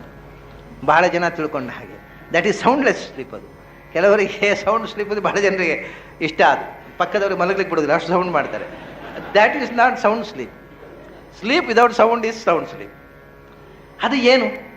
ಅದು ಎಂಥ ಸೌಂಡ್ ಸ್ಲೀಪ್ ಅಂದರೆ ಆನಂದವಾದ ಹಾಯಾಗಿ ನಿದ್ರೆ, ಆನಂದಮಯವಾದ ನಿದ್ರೆ. ಅದು ಯಾಕೆ ಆನಂದ ಆಯಿತು? ಎಚ್ಚರದಲ್ಲಿ ಇಲ್ಲದ ಆನಂದ. ತಮಾಷೆ ಅಂದರೆ ನಿದ್ರೆ ಬಗ್ಗೆ ಯೋಚಿಸು. ಏನು ನಿದ್ರೆ ಅಂದರೆ? ನಿದ್ರೆ ಅಂದರೆ ಏನು ಗೊತ್ತಿಲ್ಲ ಅಲ್ಲ. ನಿದ್ರೆಯಲ್ಲಿ ನಿನಗೆ ಕೆಲವು ಸಂಗತಿ ಗೊತ್ತಿದೆ, ಏನೂ ಗೊತ್ತಿಲ್ಲದೆ ಇರುವುದು ಅಲ್ಲ.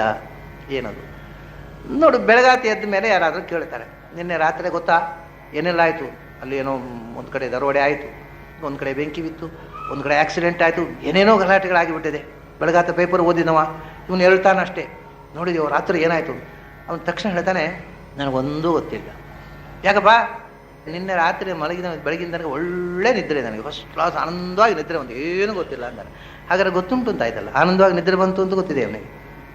ಅದಕ್ಕಿಂತ ಬಹಳ ಮುಖ್ಯವಾದ ಎಚ್ಚರದಲ್ಲಿ ಗೊತ್ತಿಲ್ಲದೆ ಅದನ್ನು ಗೊತ್ತಿದೆ, ಏನೂ ಗೊತ್ತಿಲ್ಲ ಅನ್ನೋದು ಗೊತ್ತಿದೆ. ಹಿ knows that he knows not. ಅವನಿಗೆ ಗೊತ್ತಿಲ್ಲ ಅನ್ನೋದು ನಿದ್ರೆಯಲ್ಲಿ ಎದ್ದ ಕೂಡ ಹೇಳೋದೇನು ನನಗೇನು ಗೊತ್ತಿಲ್ಲ ಅಂತ. ಎಚ್ಚರದಲ್ಲಿ ಇದು ಗೊತ್ತಾಗ್ಬಿಟ್ರೆ ಎಷ್ಟು ಕ್ಷೇಮ ನೋಡಿ. ಎಚ್ಚರದಲ್ಲಿ ಬರೇ ಅಹಂಕಾರ, ನನಗೆ ಗೊತ್ತಿರೋದದ್ದು ಏನಿದೆ, ಓ ಹಾ ಹಾವು ಹಾರಾಡ್ತೇವೆ, ಬರೇ ಅಹಂಕಾರ. ನಮ್ಮ ಅಹಂಕಾರ ಅದು ನಮ್ಮ ಒಳಗೆ ತುಂಬಲಿಕ್ಕಾಗದೆ ಹೊರಗೆ ಚೆಲ್ತಾ ಇರುತ್ತೆ, ನೋಡುವವರಿಗೆಲ್ಲ ಅಸಹ್ಯ ಅವಕಾಶ ಹೊರಗೆ ಚೆಲ್ತಾ ಇರ್ತದೆ ಅಹಂಕಾರ. ಮುಖ ನೋಡಿದ ತಕ್ಷಣ ಗೊತ್ತಾಗ್ಬಿಡೋದು, ಓ ಈ ಮನುಷ್ಯನ ಸ್ವಲ್ಪ ಜಾಸ್ತಿ, ಹುಣಸೆ ಹಣ್ಣು ಸ್ವಲ್ಪ ಜಾಸ್ತಿ ಇದೆ, ಇವರು ಸ್ವಲ್ಪ ಜಾಗ್ರತೆ ಟ್ರೀಟ್ ಮಾಡಬೇಕು, ನಮ್ಗೆ ನೋಡಿದ ತಕ್ಷಣ ಗೊತ್ತಾಗುತ್ತೆ. ಆ ಬೀಗುವಿಕೆ, ಆ ಚಟದ ನಿಲ್ಲುವಿಕೆ, ಇದೆಲ್ಲ ದೇವರಿಂದ ದೂರ ಹೋಗೋ ಲಕ್ಷಣಗಳು. ನಿದ್ರೆಯಲ್ಲಿ ಅದೊಂದಿಲ್ಲ ನೋಡಿ. ಅವನು ಹೇಳ್ತಾನೆ, ರಾತ್ರಿ ಬೆಳಗಿನ ತನಕ ಏನು ನಡೀತು ನನಗೊಂದೂ ಗೊತ್ತಿಲ್ಲ. He knows that he does not no.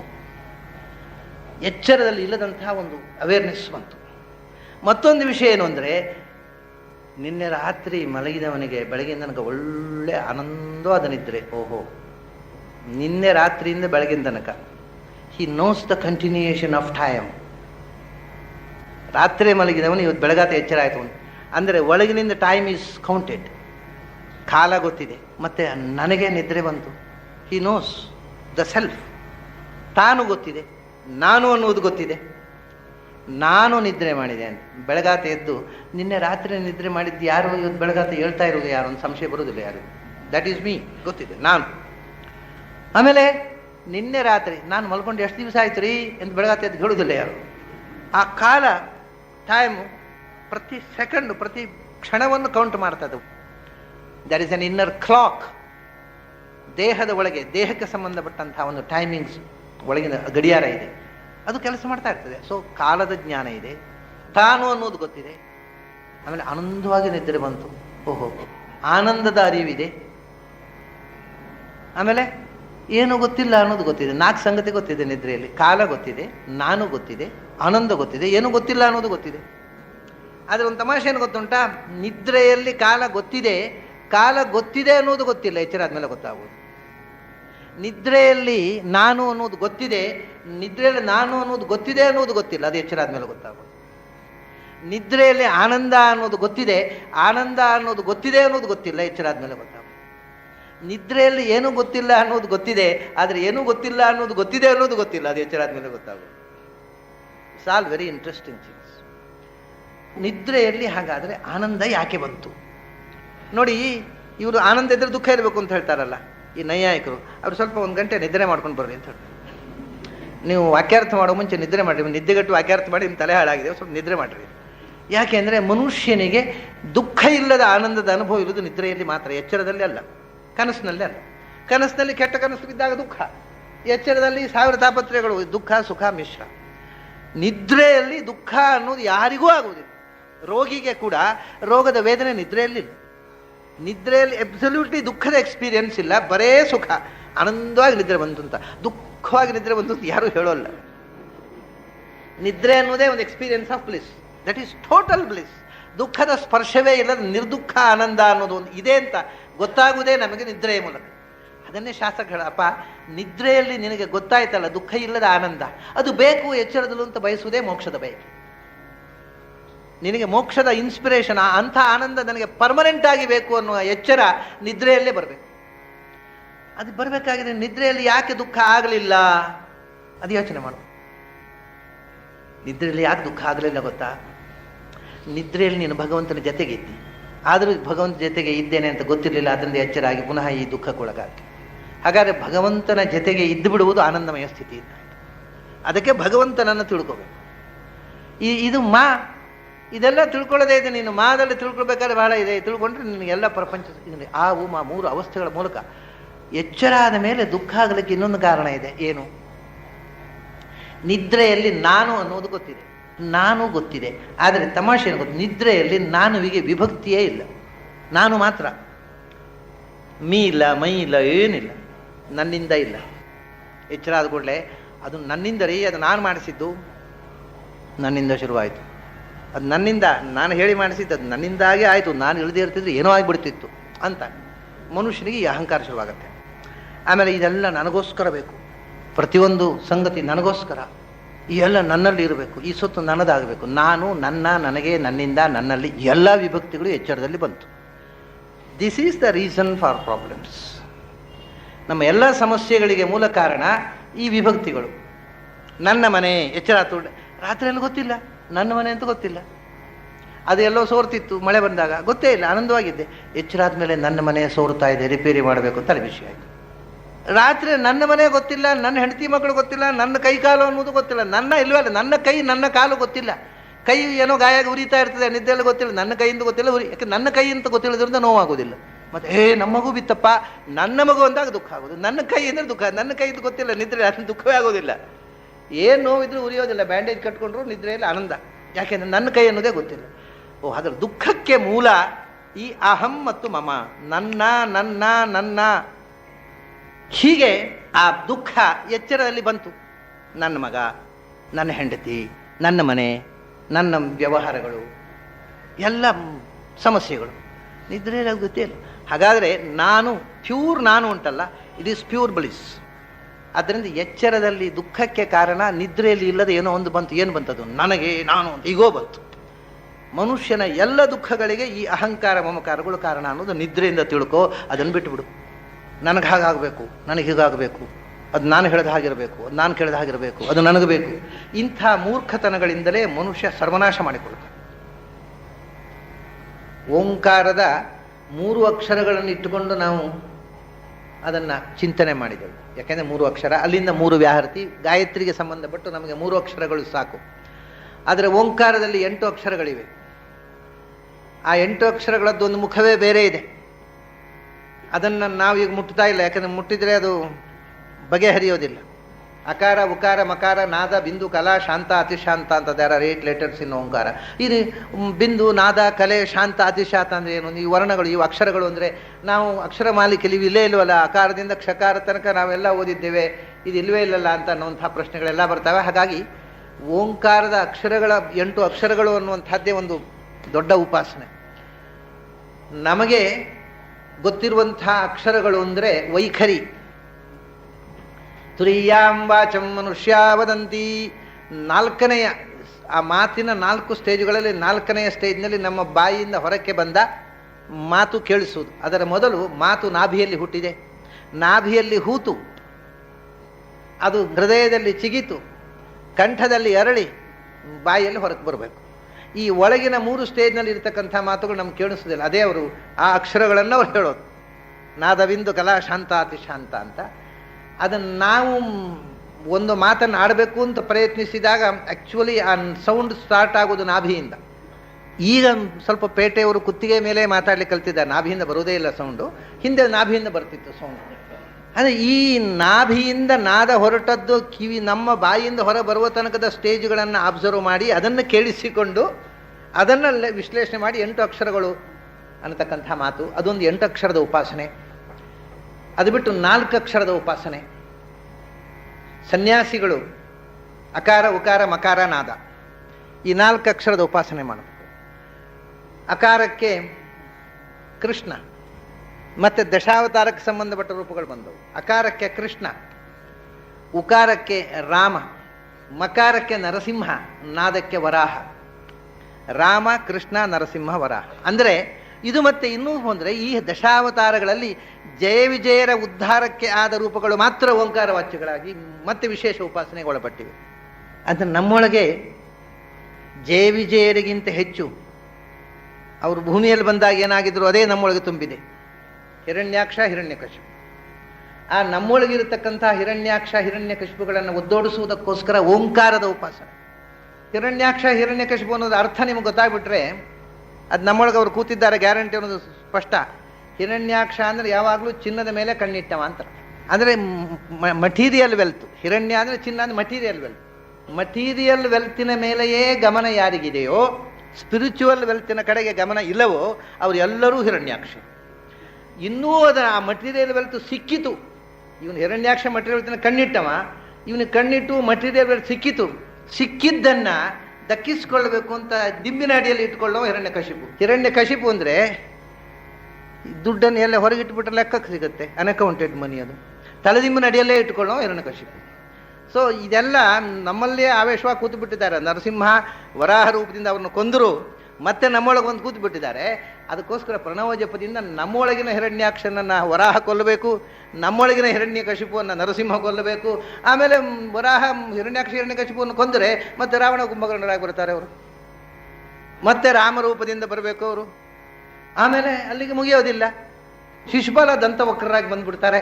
ಅವ ಕೃಷ್ಣ ರೂಪದಿಂದ ನಮ್ಮ ರಕ್ಷಣೆ ಮಾಡಬೇಕು. ಹೀಗೆ ನಮ್ಮ ಒಳಗೆ ಇರತಕ್ಕ ಈ 3 ಅವತಾರಗಳಲ್ಲಿ ಭೂಮಿಗೆ ಬಂದ ಜಯ ವಿಜಯರ 3 ಆಸ್ಪೆಕ್ಟ್ಗಳೇನಿವೆ, ಅದು ನಮ್ಮ ಒಳಗೆ ನಮ್ಮನ್ನು ದಾರಿ ತಪ್ಪಿಸುವಂಥ ದುಷ್ಟಶಕ್ತಿ ಆಗಿದ್ದಾಗ ಓಂಕಾರದ ಉಪಾಸನೆಯನ್ನು ಹೇಳ್ತಾರೆ.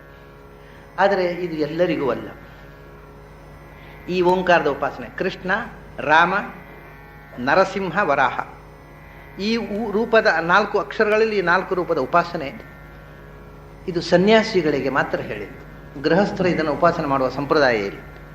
ಅದನ್ನು ಸನ್ಯಾಸಿಗಳ ಪ್ರಣವೋಪಾಸಕರು ಅಂತ ವಿಶೇಷವಾದ ಪ್ರಣವೋಪಾಸನೆ ಮಾಡತಕ್ಕಂಥ ಸನ್ಯಾಸಿಗಳಿಗೆ ಈ 4 ರೂಪಗಳು ಸನ್ಯಾಸಿಗಳ ಉಪಾಸನೆಗೆ ಮುಖ್ಯ ಸಂಬಂಧಪಟ್ಟ ರೂಪಗಳು.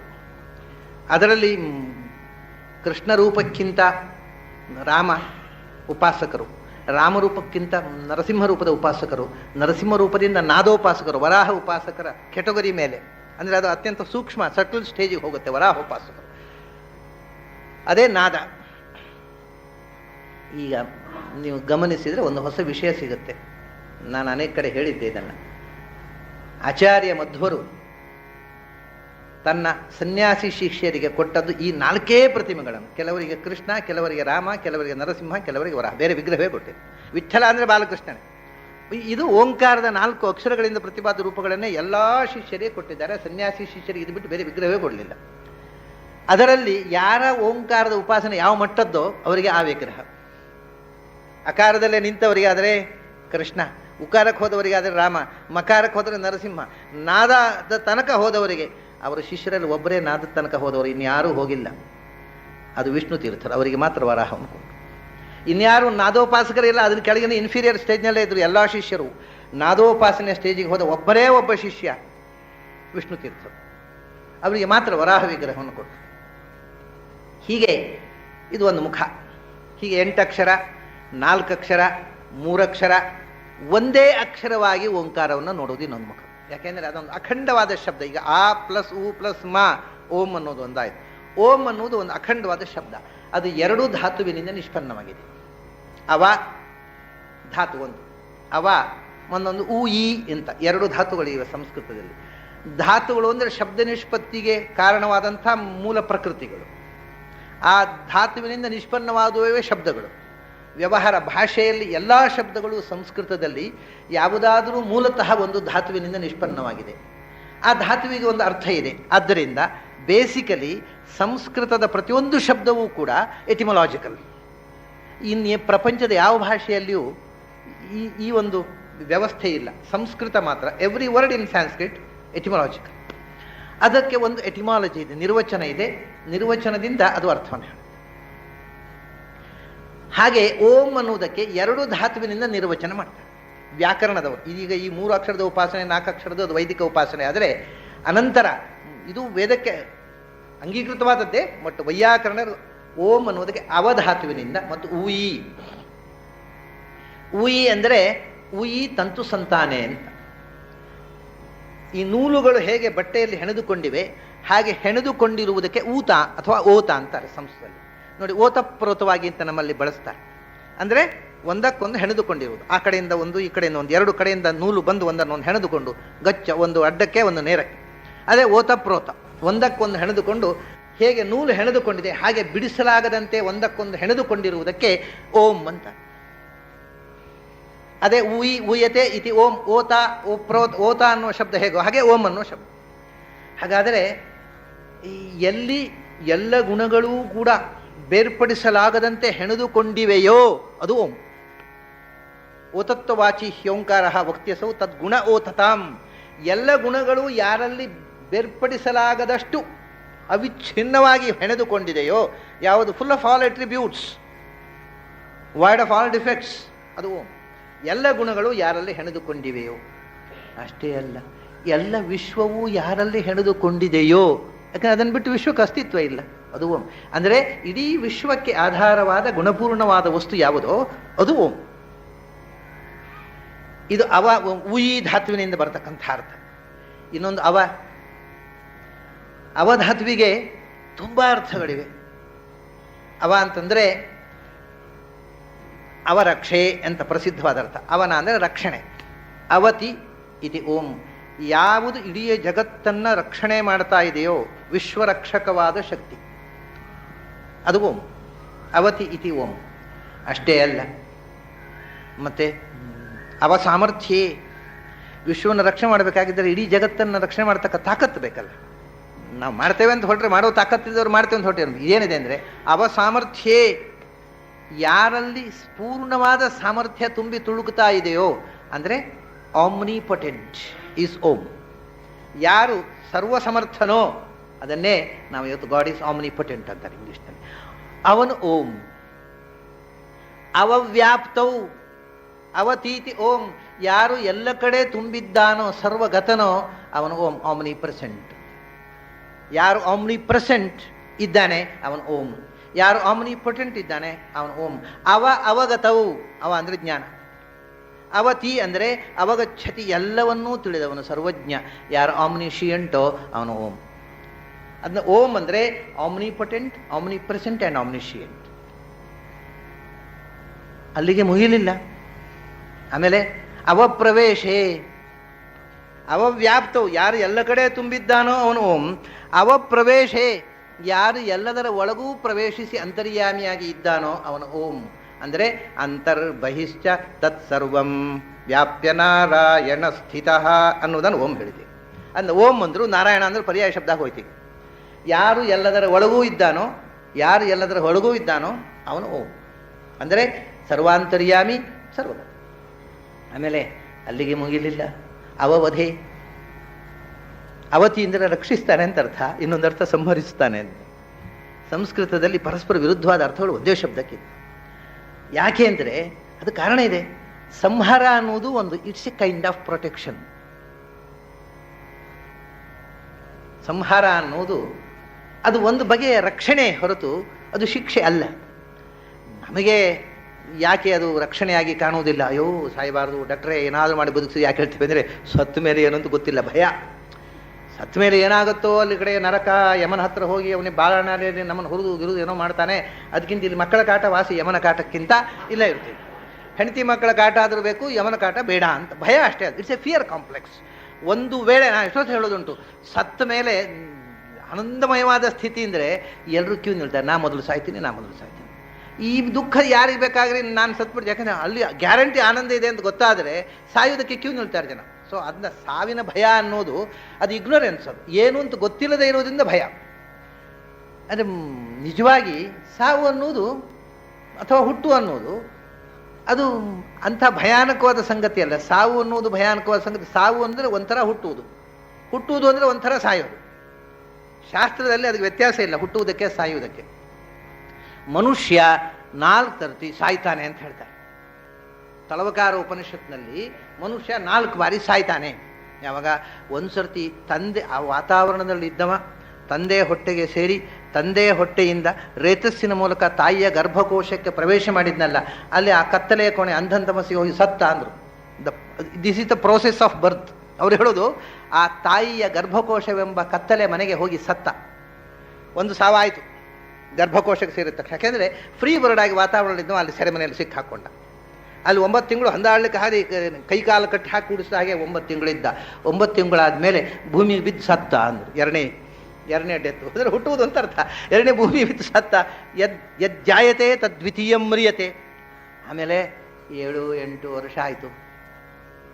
ಅಷ್ಟವನಿಗೆ ಏನಿರಲಿಲ್ಲ. ಅಥವಾ ದೀಕ್ಷತೆ, ಅಷ್ಟವರೆಗೆ ಎಲ್ಲ ಹುಡುಗರೊಟ್ಟಿಗೆ ಆಟ. ಅಂದರೆ ಆಟ, ಓ ಅಂದರೆ ಊಟ, ಮಾ ಅಂದರೆ ಮಲಗೋದು, ಅಷ್ಟೇ ಓಂಕಾರ ಅವನಿಗೆ.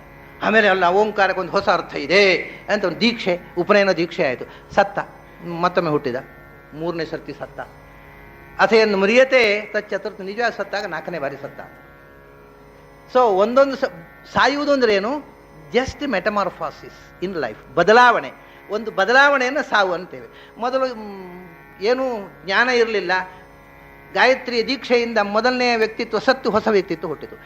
ವ್ಯಕ್ತಿ ಸಾಯುವುದಿಲ್ಲ, ವ್ಯಕ್ತಿತ್ವ ಸಾಯ್ತದೆ ಅಷ್ಟೇ. ವ್ಯಕ್ತಿ ಎಂದೂ ಸಾಯೋದಿಲ್ಲ, ಜೀವಕ್ಕೆ ಸಾವಿಲ್ಲ.